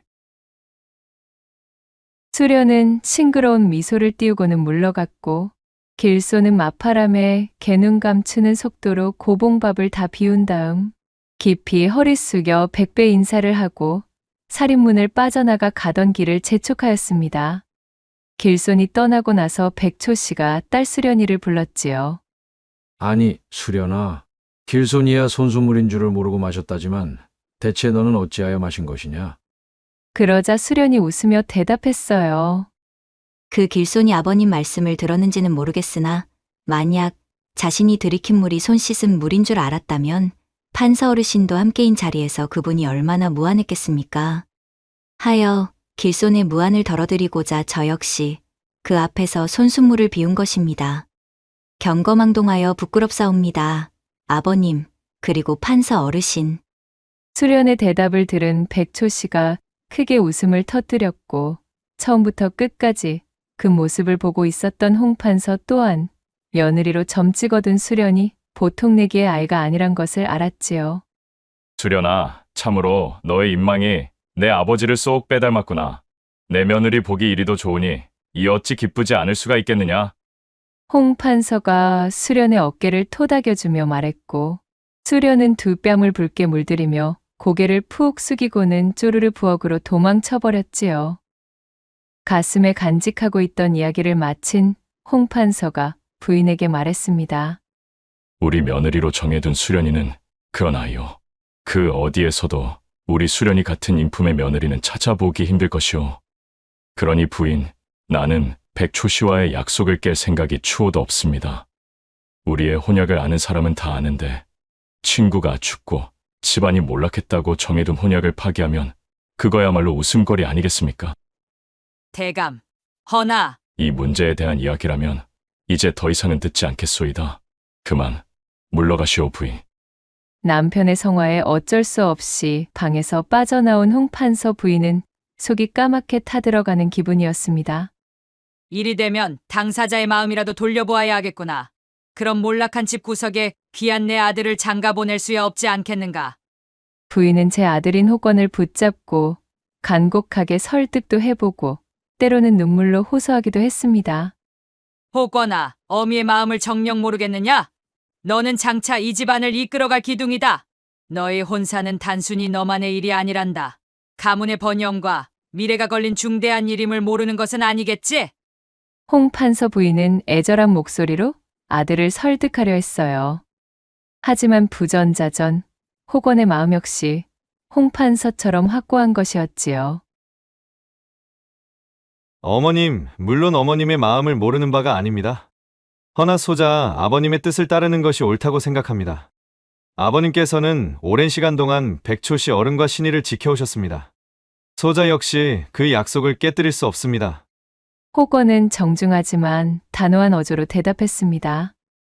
아버지의 뜻을 거스르는 것은 자식된 도리가 아니라고 생각했지요. 게다가 호건 역시 이미 수련과는 깊을 대로 깊은 사이였기에 그녀가 아닌 다른 여인과 혼인하는 것은 상상조차 할 수가 없었지요. 어머님, 걱정 마십시오. 수련낭자는 훌륭한 여인입니다. 수련낭자가 집안의 사람으로 들어온다면 능히 가문을 빛낼 인재이오니 너무 나를 세우지 않으셔도 됩니다. 하지만 얘야, 호건은 어머니를 안심시키려 애썼지만 홍판서 부인의 마땅찮은 마음은 쉬이 가시지 않았답니다. 결국 설득만으로는 집안의 두 남자를 꺾을 수 없다 판단한 판서 부인은 장꾀를 하나 떠올리게 되었습니다. 어차피 집안에 들이는 것을 막을 수 없다면 집안에 들인 이후 내쫓을 방법을 마련하면 되는 것 아니겠는가? 누가 뭐라고 안들 그런 집안의 며느리는 내 절대 두고 볼 수가 없느니라. 그렇게 시간이 흘러 그해 가을, 결국 호건과 수련의 혼례가 수련의 집 마당에서 치러졌지요.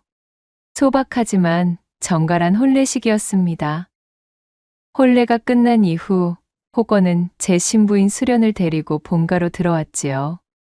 아버님, 어머님, 앞으로 이 집안의 사람으로서 한 점 부족함이 없도록 항시 노력하겠습니다. 시부모에게 고개 숙여 인사를 올리는 수련은 밭꽃처럼 희고 깨끗한 인물이었어요. 단아한 이목구비에서 나오는 청초한 아름다움에 옆에 서 있던 신랑 호건은 입이 귀에 걸릴 지경이었습니다. 그래. 내 새아가 네가 너희 아버지를 닮아 성품 또한 반듯하고 조신함을 모르지 않는 바이니 너무 그리 긴장하며 지낼 것이 없단다. 앞으로 우리 아들을 잘 부탁한다. 홍판서는 흐뭇한 미소를 지으며 며느리를 맞이해 주었지요. 하지만 홍판서 부인의 눈빛은 달랐습니다. 그녀는 눈에 불을 켜고 수련을 노려보고 있었어요. 며느리의 흠을 잡으려는 듯 매서운 눈초리로 위아래를 훑어보았습니다. 그러다 입가에 알듯 모를 듯 야릇한 미소를 슬며시 흘리는 것이었지요. 그래, 어디 한번 잘 해보아라. 그렇게 인사를 마치고 해가 뉘엿뉘엿 저물자 초야를 치르기 위해 마련된 방으로 건너온 호건과 수련. 본가에서 보내는 첫날 밤이로군요. 네, 서방님. 수줍게 마주 앉은 두 사람 사이에는 어색함과 설렘이 뒤섞인 묘한 기류가 흘렀습니다. 방 안에 켜둔 은은한 촛불의 빛이 수련의 얼굴을 타고 춤을 추고 있었어요. 호건은 수련의 맞은편에 앉아 조심스럽게 그녀를 바라보았습니다. 혼인을 하여서 그런지 오늘따라 더욱 아름다워 보입니다. 호건의 부드러운 목소리에 수련의 볼이 발그레하게 물들었습니다. 수련은 수줍은 듯 고개를 숙이고 제 옷구름만 만지작거렸답니다. 저도 서방님이 더욱 늠름해 보이십니다. 수련의 작은 목소리가 귓가를 간지럽혔습니다. 호건은 옅은 미소를 지으며 수련에게 조금 더 다가갔어요. 나는 우리가 이렇게 부부의 연을 맺게 될 날만을 기다리고 있었습니다. 참으로 꿈만 같소. 호권이 수련의 손을 조심스럽게 잡으며 말했지요. 앞으로도 잘 부탁드립니다. 너무도 작고 부드러운 수련의 손을 잡고 호건이 제 마음을 전하기 시작했어요. 나는 그대와 함께 행복한 가정을 이루고 싶소. 서로 아끼고 사랑하며 평생을 함께하며 말이오. 호건의 진심 어린 고백에 수련의 눈가가 촉촉해졌습니다. 수련이 살며시 고개를 들어 호건을 바라보았고 두 사람의 눈빛이 허공에서 얽히며 춘정을 가득 불사르기 시작했습니다. 저도 같은 마음입니다, 서방님.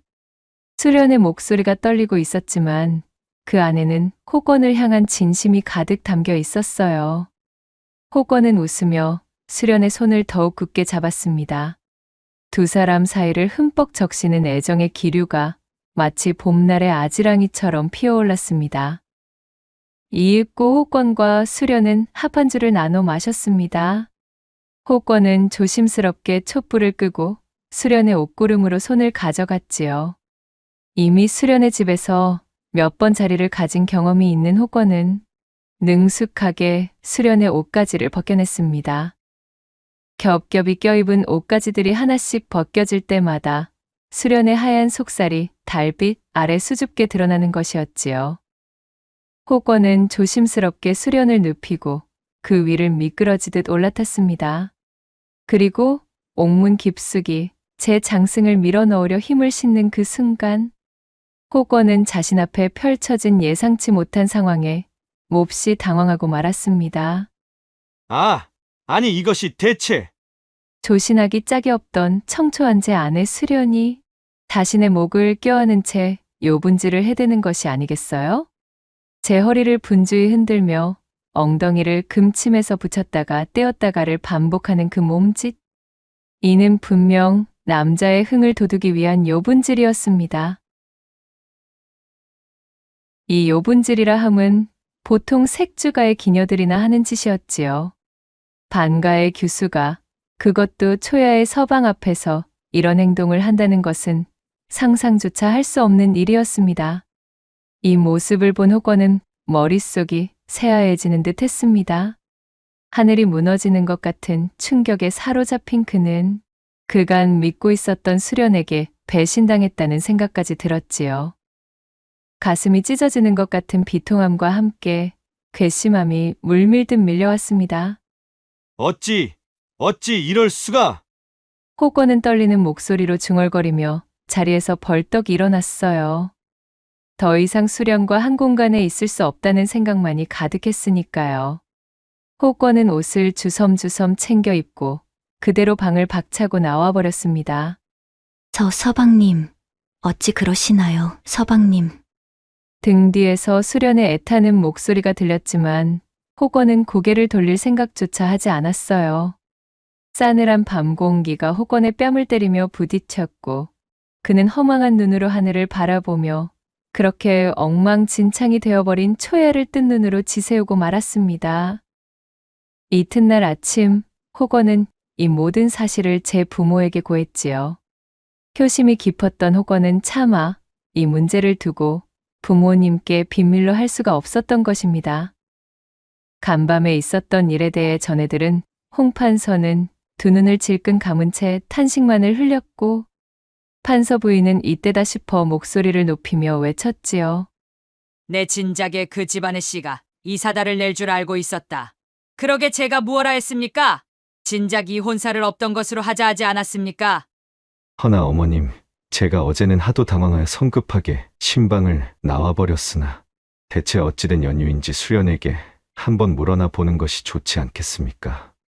곰곰 생각을 해보니 평생을 함께할 사람인데 겨우 이러한 작은 소동으로 단번에 결정을 한다는 것이... 겨우라고 하였느냐? 그것이 어찌 겨우 작은 소동으로 치부할 일인 게야? 혼인 전에는 반가의 규수로서 또한 혼인한 이후로는 우리 집안의 며느리로서 그것은 있어서도 아니 되고 있을 수도 없는 일이니라. 어디 경망스럽고 불경스럽게 아녀자가 초야의 지아비 앞에서 그러한 추태를 벌일 수가 있다는 게야? 더 이상 듣기 싫으니 저 망할 것을 썩 이 집안에서 내쫓아야 한다. 나으리도 그런 줄 아셔요. 저도 더는 듣기 싫습니다. 결국 눈에 불을 뿜는 판서 부인의 대가릴성 앞에 홍 판서와 호권은 꼼짝도 할 수 없었습니다. 그리하여 수련은 품행의 방정맞음을 이유로 친정으로 쫓겨 돌아가게 되었어요. 수련은 변명의 기회도 얻지 못한 채 눈물을 흘리며 집안을 나설 수밖에 없었지요. 대문을 나서며 연신 뒤를 돌아보는 수련의 슬픈 얼굴을 바라보던 호권은 가슴이 미어지는 듯 했습니다. 저 애처로운 모습을 보니 겨우 첫날 밤에 엉덩이를 조금 흔든 것이 다 무엇라고 쪼르르 부모님께 고해 바쳤을까 싶은 마음이 불쑥 자라고 있었지요. 아니 되겠습니다. 어머님, 도저히 아니 되겠습니다. 지금이라도 데리고 오겠습니다. 데리고 와서 사정이라도 한번 들어보는 것이. 경거망동하지 말거라. 이 문제에 대한 이야기는 모두 끝난 것이니 너도 더는 때를 쓰지 말도록 하여라. 어미 꾸짖는 채 어미의 성화에 결국 호건은 이러지도 저러지도 못한 채 그 자리에 우두커니 서서 멀어져가는 수련의 뒷모습을 바라볼 수밖에 없었지요.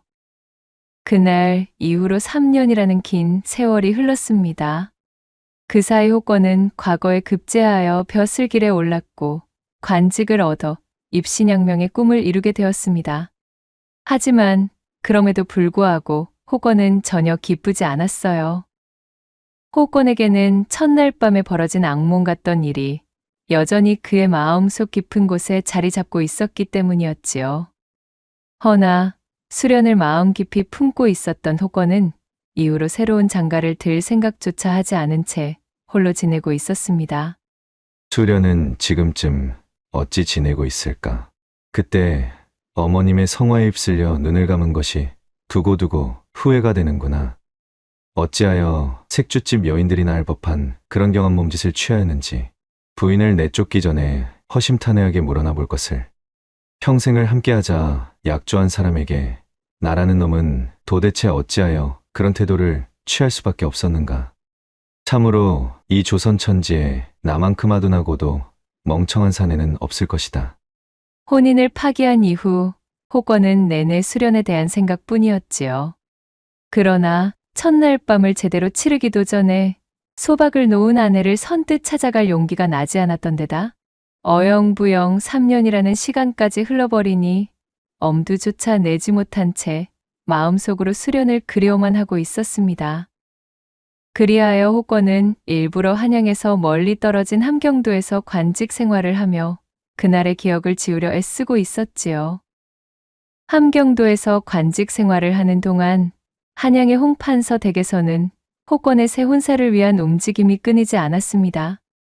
홍판서 부인은 아들이 과거에 급제까지 하여 벼슬길에 올랐으니 이제야말로 좋은 집안의 규수와 짝을 지어줘야 한다고 생각했지요. 호건아, 이제 그만 과거는 잊고 새 출발을 해야 하지 않겠느냐? 언제까지 그런 못난 여인에게 정을 준 것을 잊지 못하여 이리 바보처럼 지낼 작정인 게냐? 홍판서 부인은 한양에 잠시 들른 호건에게 조심스럽게 혼담 이야기를 꺼냈습니다. 어머님, 저는 앞으로도 혼인할 생각이 없습니다. 비록 그날 제 아내로 맺어진 사람의 부정한 모습에 실망하여 집안에서 내치긴 하였으나 그렇다고 하여 제 마음 안에 들어와 있던 사람까지 사라진 것은 아닙니다. 마음에 다른 여인을 품고 혼인을 하다니요. 이는 새로 들어올 사람에게도 못할 짓이니 어머님께서도 이만 포기해 주시지요. 가문의 대를 잊지 못하는 것에 대한 불효, 참으로 송구할 뿐입니다. 호건은 단호하게 대답했습니다. 홍판서 부인은 답답한 마음에 한숨을 쉬었어요. 호건아, 너의 마음도 이해한다만 좋은 집안의 교수들이 너를 기다리고 있는 것을 모르느냐? 어찌 그 여인들을 만나보지도 않은 채 이리 마음을 닫는다는 것이야. 그러지 말고 한번 혼담으로 거론된 여인들을 들여다나 봐보거라. 못 들은 것으로 하겠습니다, 어머님. 그럼 소자, 이만 돌아가 보겠습니다. 이렇듯 호건은 판서 부인의 강권에 고개를 가로저으며 본가를 벗어나기 일쑤였지요. 홍 판서 부인은 호건이 한양에 올 때마다 혼담 이야기를 꺼냈지만 호건은 번번이 거절했습니다. 그러던 어느 날 호건은 아버지 홍 판서가 병원으로 누웠다는 소식을 듣게 되었어요. 깜짝 놀란 호건이 한달음에 한양으로 달려오자 다행히 홍 판서의 병세는 그리 위중하지 않았습니다. 호건은 아버지의 건강이 회복되고 있음을 확인하고 나서야 겨우 안도의 한숨을 내쉴 수 있었지요. 문안을 들이고 나온 호건은 그날따라 무슨 바람이 불었는지 3년 동안 굳게 잠가두었던 방으로 향했습니다. 그 방은 바로 수련과 첫날 밤을 치르던 그 신방이었어요. 오랜만에 돌아온 방은 낯설면서도 익숙했습니다. 모양새를 보아하니 그날 이후로는 부정을 탄다 하여 사람도 들이지 않은 채 그때 그대로 둔 모습이었어요. 후, 이 방을 마주하니 참으로 머리가 더욱 복잡해지는군. 호권은 그날 밤 촛불에 일렁이는 빛을 잔뜩 머금었던 수련의 아리따운 얼굴이 떠올랐습니다. 그는 머리를 가로저으며 깔려있던 금침 위로 풀썩 누워버렸지요. 그런데 이게 무슨 일인가요?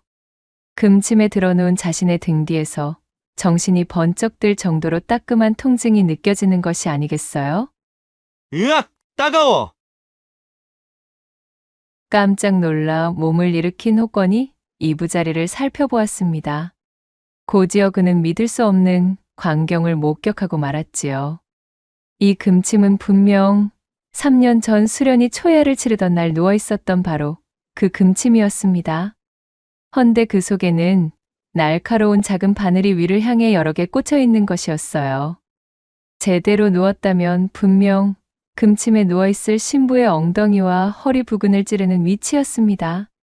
금침 안에 이런 바늘이라니 이것이 대체... 순간 호건의 머릿속에 번뜩이는 생각 하나가 스쳐 지나가는 것이었지요. 설마! 호건은 3년 전 그날 밤의 일이 단순한 오해가 아니었을지도 모른다는 의심을 품게 되었습니다. 그는 떨리는 손으로 바늘을 모두 빼내고 그날 신방의 이부자리를 마련했던 친모를 찾아갔지요. 친모의 방으로 들이닥친 호건은 서슬퍼런 목소리로 다그쳐 물었습니다. 묻는 말에 바른 대로 답하지 않으면 내 자네를 엄히 다스릴 것이네. 금침 밑에 깔려있던 이 바늘들 대체 누가 시켜서 한 짓인가? 갑작스러운 상황에 친모는 겁에 질려 사시나무 떨듯 떨며 고개를 조아렸지요. 저는 아무것도 모릅니다. 정말 아무것도 모르옵니다. 친모는 눈물까지 글썽이며 호소했지만 이미 의심을 거두지 못했던 호건은 쉽사리 물러서지 않았습니다. 거짓말 마시게!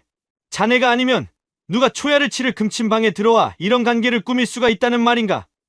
누구의 사주를 받은 것인지 어서 사실대로 말하지 않으면 내 자네를 엄벌에 처할 것이야. 분노에 가득 찬 호건의 형용한 기세에 결국 친모는 모든 것을 자백하고 말았습니다. 안방마님이 시켰습니다요. 친모가 울먹이며 겨우 입을 열었고 호건은 눈앞이 새하얗게 변하는 기분으로 자리에 주저앉고 말았습니다.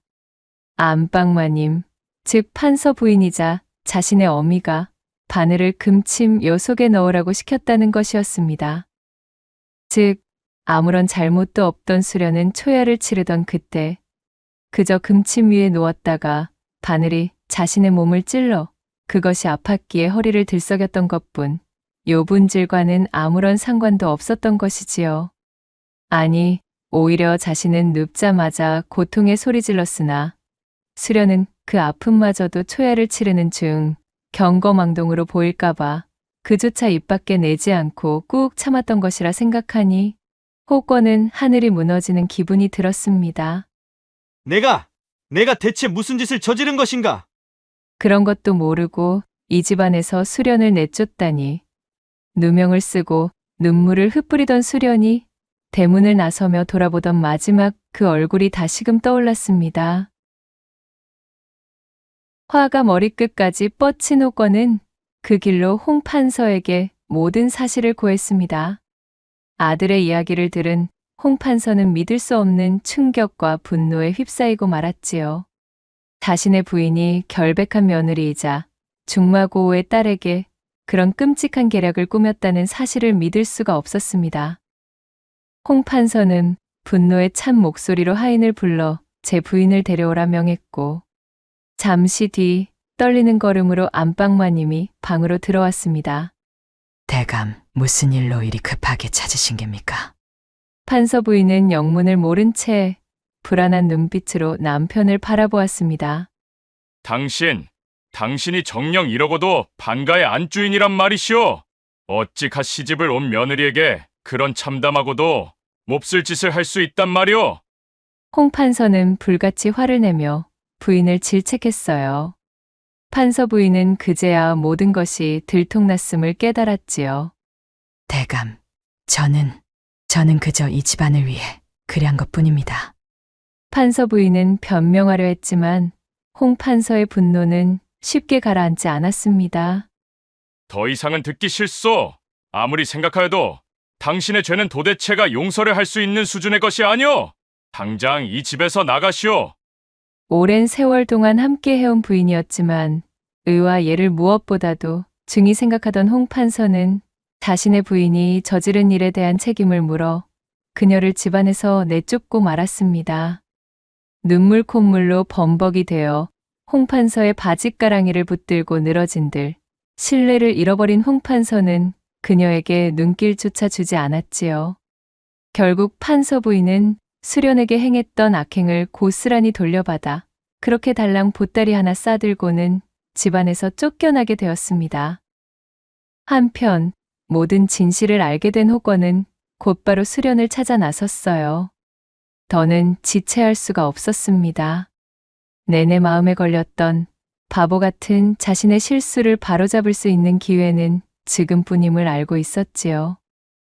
수소문 끝에 호건은 수련이 친정에서 홀로 지내고 있다는 사실을 알게 되었습니다. 여보! 3년 만에 다시 만난 수련은 여전히 아름다웠지만 얼굴에는 깊은 슬픔과 그리움이 서려 있었습니다. 서방님께서 어찌? 그 수모를 겪고도 자신을 서방님이라 호칭하자 호건의 눈에서 눈물이 터져나오고 말았지요. 호건은 수련의 얼굴을 바라보는 것조차 죄스럽다는 듯 털썩 그 앞에 무릎을 꿇고 자신의 잘못을 진심으로 뉘우치며 용서를 빌었습니다.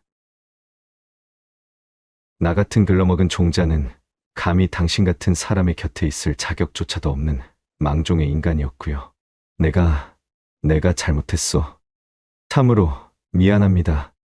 당신을 오해하고 씻을 수 없는 상처를 준 것, 게다가 집안에서 내친 것까지 모두 잘못했습니다. 부디 이 못난 놈을 용서해 주시오. 호건은 눈물을 흘리며 간절하게 용서를 구했습니다. 수련은 그런 호건을 지그시 바라보고 있었어요. 서방님, 지난 3년 동안 단 하루도 서방님을 잊은 적이 없었습니다. 어떤 연유에서 저를 내치신 것인지는 정확히 알 수 없었지만 언젠가는 서방님께서 저희 본심을 알아주시리라 믿고 있었사옵니다. 수련은 호건을 향한 변함없는 마음을 고백하는 것이었어요. 호건은 그런 수련을 와락 끌어안으며 외쳤습니다. 미안합니다. 참으로 미안하고 면목이 없습니다. 이제 2번 다시는 당신을 놓지 않겠소. 두 사람은 뜨거운 눈물로 서로의 마음을 확인했습니다. 그렇게 다시 재결합한 호건과 수련은 서로를 더욱 아끼고 사랑하며 부부의 연을 굳건히 맺었지요. 호건은 자신이 수련에게 저지른 실수를 만회하려는 듯 고을의 모든 아녀자들이 부러워할 정도로 수련에게 지극정성을 쏟았습니다. 홍 판서 역시도 쫓겨난 부인을 대신하여 며느리 수련에게 용서를 구했고 또한 며느리를 극진히 아끼며 이후 대를 이을 자식들까지 얻어 행복한 나날을 이어갔다는 후문이 옵니다. 낭독해드린 이야기가 마음에 드셨다면 구독과 좋아요, 댓글로 야담상회를 응원해 주셔요. 늘 잊지 않고 야담상회를 찾아주시는 마님과 선비님들 시청해 주셔서 참으로 감사하옵니다.